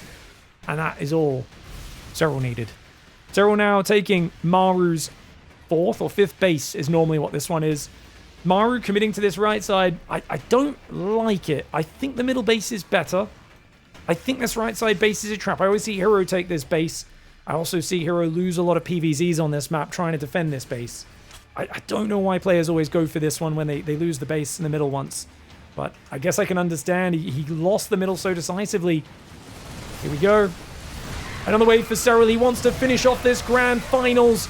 A dominant victory it would be. MARU had a fantastic game 2 games ago, but SERRAL immediately answered with that Ravagerling all in. Took away some of MARU's confidence with it. And MARU actually gets a good fight there. He is ahead now, 2,500 in the trading. SERRAL's bank is empty. MARU has 4 bases. He has no room for error. 1 good Ling counter will rip his economy apart. His third's open, his production's open, but he's got 1 big scary army, an 8 army supply lead. Going deep on creep is dangerous, though. He's very deep on creep. The Bane's coming in. There's not many Widow Mines. The Bane's getting on top of the Marauders and the Marines. I don't think there is enough Terran to hold on. The Zerg Remax is vicious. 1 Ravager dies to his own corrosive bile. The next ones will land on the Liberator, but there's only 2 available, not a third. This Liberator does survive. I think SERRAL should give this base up and Ling counter. He's mining up here, but I think he feels like any fight on creep should be good enough at this stage of the game. We'll see if that is indeed the case. Triple Bile will land on the Liberator on the left side. Widow Mine's getting cleaned up here. Some of them do survive as the Overseers do chase a bit too far past, splitting Zerglings to defuse those Widow Mines. MARU knew he could not play a much longer game. He doesn't have the economy. He doesn't have the infrastructure. With even upgrades, 3-3 and Adrenal, SERRAL is able to overwhelm, push him back to his side of the map, and a moment of fear for the Zerg fans. But SERRAL comes out on top. The Finnish rejoice. And that was a very, very dominant grand finals of StarCraft for SERRAL. Ooh, hard series for MARU, but it just felt like these games got less and less competitive in the later stages as they went on. I mean, I thought like there was that game that was so good before on was it White Rabbit? What was it? It was White Rabbit, right? Where he beat SERRAL? The cheeky Ravager Ling on on Winter Madness, absolute insanity. And this was just, he was just too far ahead. Look at the supply difference. 8 minutes in, he's up 30 supply. He's got creep on your friggin' doorstep. It felt like MARU just looked a bit too afraid the longer this series went. And I just wanted to check one thing before we get out of this replay, guys, which is before the attack comes, was MARU using his barracks? Because I know he wanted to gear up for the late game and be a bit greedy, but I feel like he was a bit down on supply from where he should have been. And I think this is kind of a habit with him where he's like, grab all the command centers, grab all the upgrades, but he's often floating minerals whilst not using his barracks. We do see idling barracks on reactors and tech labs at 180 supply. And that's, yeah, he should be maxed, I think. You can see quite a few units are still rallying out and in production. And I think that really does matter. I also think he just wasn't fully set up in this position. You can see tanks are still rallying in, Widowmine still rallying in. He just wasn't quite ready for this. He was focused several minutes down the line, not right then, because SERRAL's so good at the late game as well, and this was a beautiful timing. Oh, GG, well played! How you doing, man? Hello, I'm doing good. It was very happy with the games today. Beat two of the players who have been beating me recently. Well, Claim for a very long time, but MARU in the last 2 weeks, so that's always an amazing feeling there. And taking down Hero 2 days ago as well, all in very dominant fashion. I mean, talk about a run through the bracket. Obviously, MARU got you in the upper bracket, kind of, can you skip to the semifinals match? But then Hero 2 days ago, 4-1. Clem today, that was 4-1 as well, right? That was super one-sided as well. You just had such good builds. And then 5-1 as well, which a combined scoreline, I'm not good at math, chat will figure out it's like 13 wins and 3 losses or something. That's crazy. Is it? Well, I mean, it's a good score for sure considering the players I faced. I feel like it was some of the top players absolutely here, so it's no slouch by any means. And yeah, like I said, wasn't exactly expecting to win after losing to MARU already in the earlier match, then getting Claim, knowing yesterday that I had to play Claim today. Yeah, but I kind of was just wiping out a little bit today, playing some builds that I don't really play too often nowadays, and just going a bit crazy, but it worked out pretty nicely. I really did like that. I mean, obviously the finals was epic, but even going back to the semis, I love the Hydralisk timing on Tourmaline, where it felt like you were cosplaying as a Terran, you know? Like, you're like, oh, and my upgrade's finish, and I go for this little timing attack, and I have a bit worse economy. And if it just felt like normally it's Terran hitting you with 1-1, stim and shields finished, and your carapace isn't quite ready, and your Bane speed's not quite ready, and you're like, oh god, you're trying to buy time as a Zerg. But instead it was him with no 1-1, no combat shields, and you just absolutely rolled him. That was a sick timing. Can you tell me about that build? Yeah, I had that build for a while already. Shin actually plays very similar builds, so I wasn't necessarily too sure how well it works, to be honest, because I think Clem has already played against it. But Shin does it a little bit different. I don't think he has the carapace there, and I think the carapace adds actually quite a lot there, since I feel like the thing with that time is that if I without combat shield, it's very hard for the Terran. Like, that's kind of a deal breaker there. But like, he wasn't even close to having it. I'm not sure if he forgot it, but I was gonna contaminate that for sure. But he hadn't even started it by the time I got there, so that was that. But yeah, that build, I mean, the 2-base Hydra isn't the best, but somehow it works, I feel like. But somehow it works. Well, I mean, that's how you started the series with such momentum against MARU. He was doing the greediest build of all time, and bam, sneaky mutas, come in. It's a really beautiful build. Your Overseer's contaminating things, because the advantage of these quick tech builds is you want to scout so early with the Overseer to make sure you're doing the right thing, and then it always has energy at a really nice timing to pair up with your attack. And then going into Tunneling Claw Roaches with the drops as well in the game after that. I mean, were you planning from the start to do those 2 games back to back? Was it based off the maps, or was it because the first game was so successful you were just vibing and just went with it? Well, To be honest, like I wasn't planning the first game to go 2 base move. That was like last second lobby decision. I was sitting at the lobby and I was like, oh, this might be good, And my plan was to do it on second game to do some sort of 2 base roach build. I wasn't sure which one I was gonna do. I have a bunch of them, so I was gonna do one of them definitely there always. And yeah, that build. I also played that build against Clem at Home Story Cup. It went pretty awful. I lost the first Celia run by or so, but I kind of still tried to play it, and it was actually pretty nice. I ended up losing it pretty one-sidedly, but yeah, I think that build's actually pretty good. They never expect you to just throw out the roaches and come to the front as well while I'm behind with like 4-on-4 roaches. So it's a nice build definitely, and I actually was surprised the game lasted so much longer after the start, but I think my follow-up was a bit sloppy.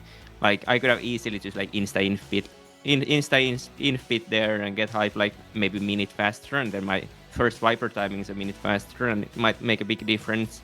But of course, also losing the fourth base, right? That also hindered me. I loved seeing you drop the main so much, though. It was like every time his turrets just finished rebuilding and there's another Ling drop killing them, and then it was just over and over relentless in that main. It was just, I think it was cool. It did feel like there was a few more moments where you were trying to press the tempo a bit more with the multi-prong and the drops and the Ling run buys. Was that just a big focus? If Maru was getting to late game, stay super active with Zerglings and just keep probing him and forcing him to multitask and looking for openings? Of course, yeah. I mean, that's always the plan, right? Like you're just trying to look for any opening, and he never really got like a good turret line in his main. He didn't really get the sensor tower. I think he was a bit poor for a lot of the games, so it just makes sense to keep pressuring. I also had I went Hydras and Spire, right, instead of Ultras that game, so I was kind of thinking that it might be a good time to go like 8 True Lords, like Hydra in Bane 8 True Lord timing as well. But I felt like just without the True Lords having so much success, I didn't really want to risk it too much, because you make the True Lords and it can go really well or really bad. So it's such a like can be devastating mistake to go for them sometimes. So I ended up never making them, but that was kind of one of the ideas I had in that game, definitely. Yeah, I mean that's cool. I was thinking the same thing. There was a few moments I was like, oh, could Broodlords finish it? But you were doing so well with the Zerglings, just working that main base, coming in from the left constantly. And it felt like a big secret to your success was just the high movement rate. Because it feels like whenever Maru has time to set up a fight just right, and like an area is entrenched, things can go just disgustingly efficient for him. If we think of Ruby Rock, for instance, I think we saw the best example where he had this tank ledge in the top of the map with like tanks across 2 ledges with so many Widow Mines spread on that north side, and you'd taken a few fights there, and he was up 15,000, maybe 16,000 in the unit trading. And then there was a moment you quickly rotated down to the bottom left again with your whole army, and this was where his army tried to move down there, but he didn't quite have the setup. He had a lot of the tanks and Widow Mines were still in the top. He hadn't quite spread his units. You just jumped on him. Blinding Cloud made his units dirt forward a little bit. You landed the fungal, and then suddenly you broke that whole position, and you got a bunch of ghosts, and then you just never let him take an expansion from that point. Whereas I was convinced you were pretty much dead at that point, because you just didn't have any bank. You were often not maxed, and I was like, it's inevitable he's going to get another base, and he's just out trading you so hard. Were you surprised that you were able to bring that back? Did you feel like you were deep in the red at that point? To be honest, I felt like most of the game I was in control, but after the game I realized that wasn't actually the case. He was a lot richer than I thought for most of it. So while playing the game, I actually wasn't too worried. Like there's this one moment when I like started struggling to max out, and he kind of had his 5 base setup back, even though they were like half orbitals and that kind of stuff. So it was a pretty weak location. But that's when I was a little bit worried, definitely. But I did some. I kind of gave up too many bases at different situations or different times for sure. I kind of always, just like you said, like I tried to move around a lot. But what ended up happening is that I always kind of was like watching with the changelings or whatever that his army is now there. Then I went with everything to the other side. But that's like the beginner mistake, that you always need to leave like 20 supply. So like 2 medivacs don't just kill your bases on the other side. So that happened a little bit. I think it was more than 2 medivacs maybe like half of his army killing my stuff, but having anything there to slow him down or get some good trades would be very nice always. But yeah, definitely after I kind of was a bit broke, I was a bit worried, and it seems like I only won because that one really good fight on like the 9 o'clock base where I got like a big fungal. If without that, it would have been probably a pretty hard match or a game. Yeah, it was freaking cool to watch, man. Just the movement and everything, and I think there was 9 hatcheries you'd lost in that game as the game started turning in your favor. But yeah, that's bad. Yeah, it's inefficient. But the doggedness to keep rebuilding was actually really good, and it was kind of just cool. I think like the finding your rhythm in the chaos was very well done. I mean, there was a few funny moments where, you know, you guys are playing so fast, no one can play perfectly, where like you'd be evacuating drones on 10,000 feet, but you'd be nidusing Zerglings into his base at the same time. So like drones would be popping out in his main, and then you'd be like, "Oh boys, get back in the Nidus worm." And then actually later on in 10,000 feet, you went for lurkers. Specifically just to be annoying with Nidus worms. You did forget to get any lurker upgrades, by the way, but oh man, did they pay off big. You cleared some buildings in the main, you ran them away, loaded them in the Nidus, and you went to the other side. Were you expecting to get this sort of lurker ambush on MARU? To be honest, I was a little bit expecting it, like, you know, like 10 seconds before it happened. Like I was sure he was not gonna scan. Like he didn't have the resources to scan, I felt like, and I was definitely thinking it's gonna work. In a usual normal game, right, where he would be I don't know how many orbitals he had, but like if he would have his usual like 12 orbitals or whatever, he would always scan because they can be infestors or whatever, right, everywhere. So, but I kind of felt like he probably wouldn't scan there, and but I was still watching the lurkers all the time. So in case he scans, I can just run away. I wasn't just like completely leaving them there and hoping there's no scan. But yeah, I kind of expected that, and instantly realized that the game's won after all the coast exploded. You know, it's funny because later today, I know you're playing 2v2 tournament with Uthermal. And it actually reminded me of a moment maybe 3 years ago when you were playing World Team League 2v2 tournament and you were getting your butt kicked. And it was against MARU and Solar, I want to say. And I believe you hit a bunch of lurkers on hold position in the middle of the map and killed about 120 supply of MARU's army. Did you have a little bit of a flashback to that moment? No, not really. I think that game was very specific back then. It was more explosions for sure, but I feel like this was a pretty usual lurker trap, you know, it wasn't anything special. So no, I think that one back then, like with an 8 or 10 lurkers maybe even, and that was a game. That was a game-winning lurker trap that time, wasn't it? It was yeah. That was like a whole army. This was a good mini ambush in a bigger game. Yeah, but these happen, especially if the terrains are a little bit poorer. It's not a bad idea to go for. Well, overall, this was a fantastic series. It felt like as time went on, you were gaining confidence and he was maybe losing confidence. White Rabbit was a bit of a barn burner, close match. He had a siege tank. The first tank in that push on the left side on White Rabbit, she got 94 kills by the end of that game because he saved her, brought her back, she fought in the middle of the map, then she pushed the left side again in the final push on the left side as well. So she had 94 kills by the end of that game. What are your feelings towards that siege tank pilot? Yeah, I don't know. It was a hard siege tank to defeat, that's for sure. I actually thought I killed it, but maybe he recycled a different tank there at some point. He picked it up because you got on top of it and he unsieged it and saved it when you first broke that position deep in the red. Yeah. Yeah. I remember now. Tank spot was very annoying there. I mean, not so much a tank spot, right? It's pretty basic for the most part. But of course, with no bailing speed, it's quite hard to break that location if it has 6 Hellbats on top of it. And since I usually in those situations it's quite good decision to just sack the fort and just do like a full counter attack with everything. I got her 5th base or my 4th base, I guess, so I couldn't really afford to lose that one as well.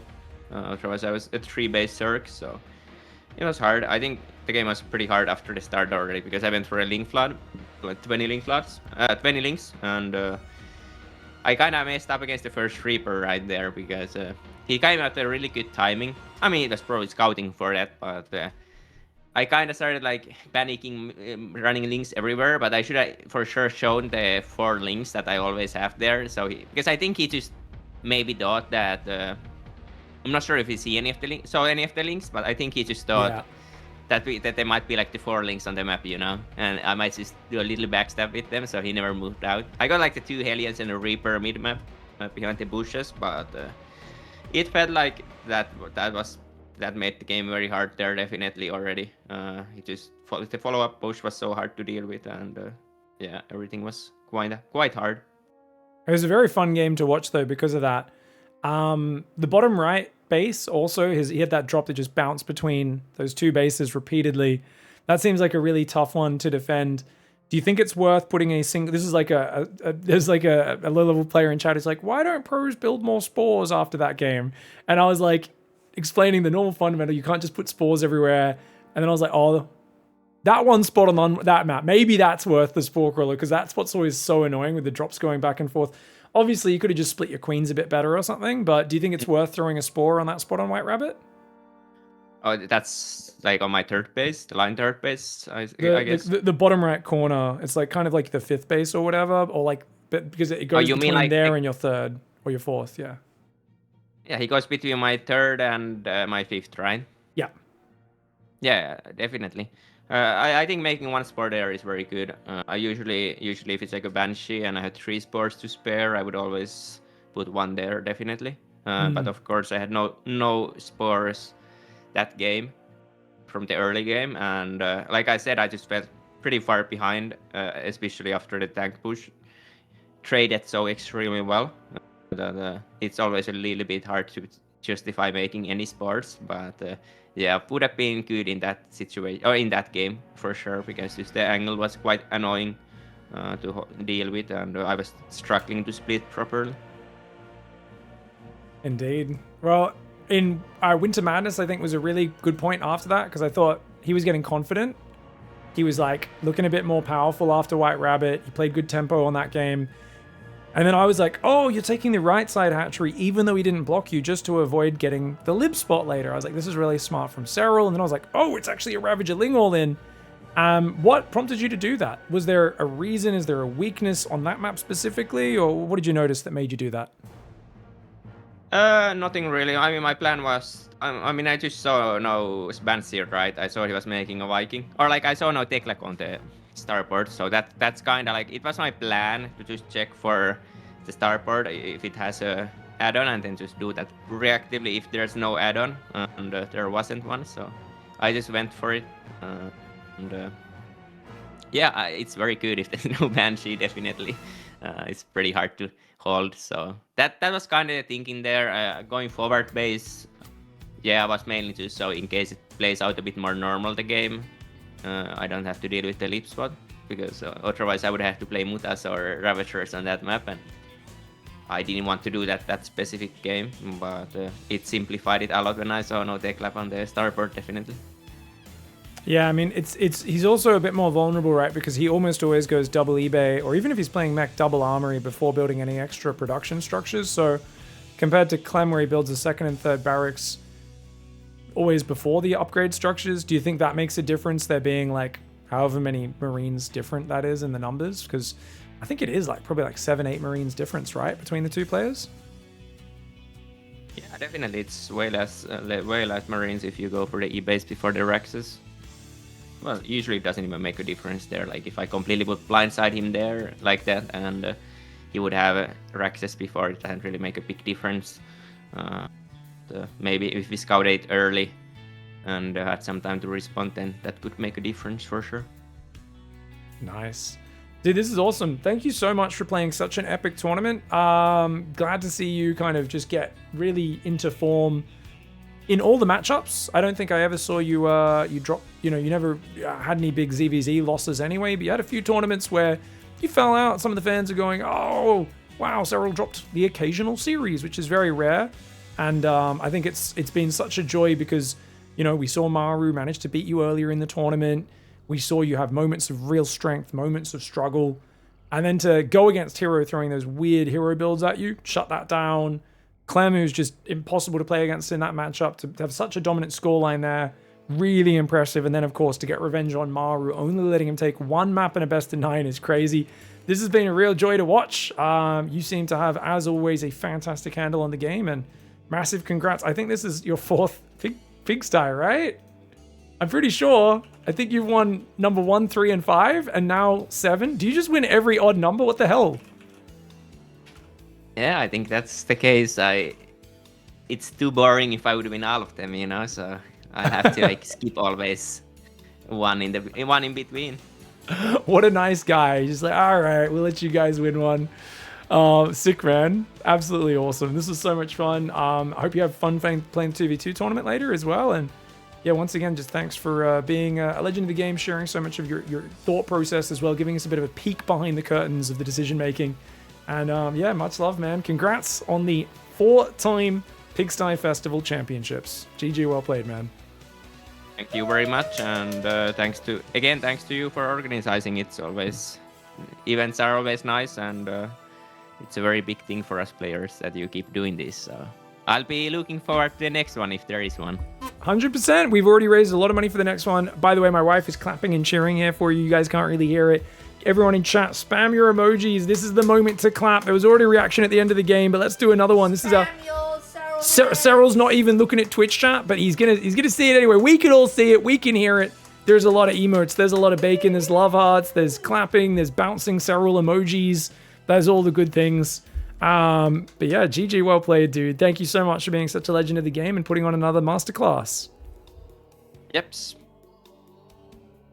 All right, we'll catch you next time, brother. There's some really good new copy pastas for you as well.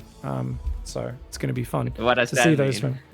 I don't know if you've seen this one before. I genuinely feel bad for other players. Imagine waking up every morning with stress, anxiety, doubt. Couldn't be me. I go to sleep peacefully every night knowing my favorite player is the undisputed intergalactic timeline dominating balance patch proof GOAT of all time. He logs in, farms trophies, and leaves. It's not hope, it's expectation. It's SERRAL. I don't know who wrote that, but that's hilarious. GG, well played. Good job, guys.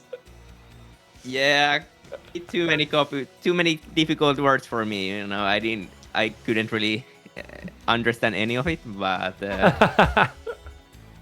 sounds good anyways. Awesome, man. Well, go get some food. Have a great night and enjoy your 2v2 tournament. We'll catch you next time. Yep. Thank you. Bye-bye. Laters, brother. Bye-bye.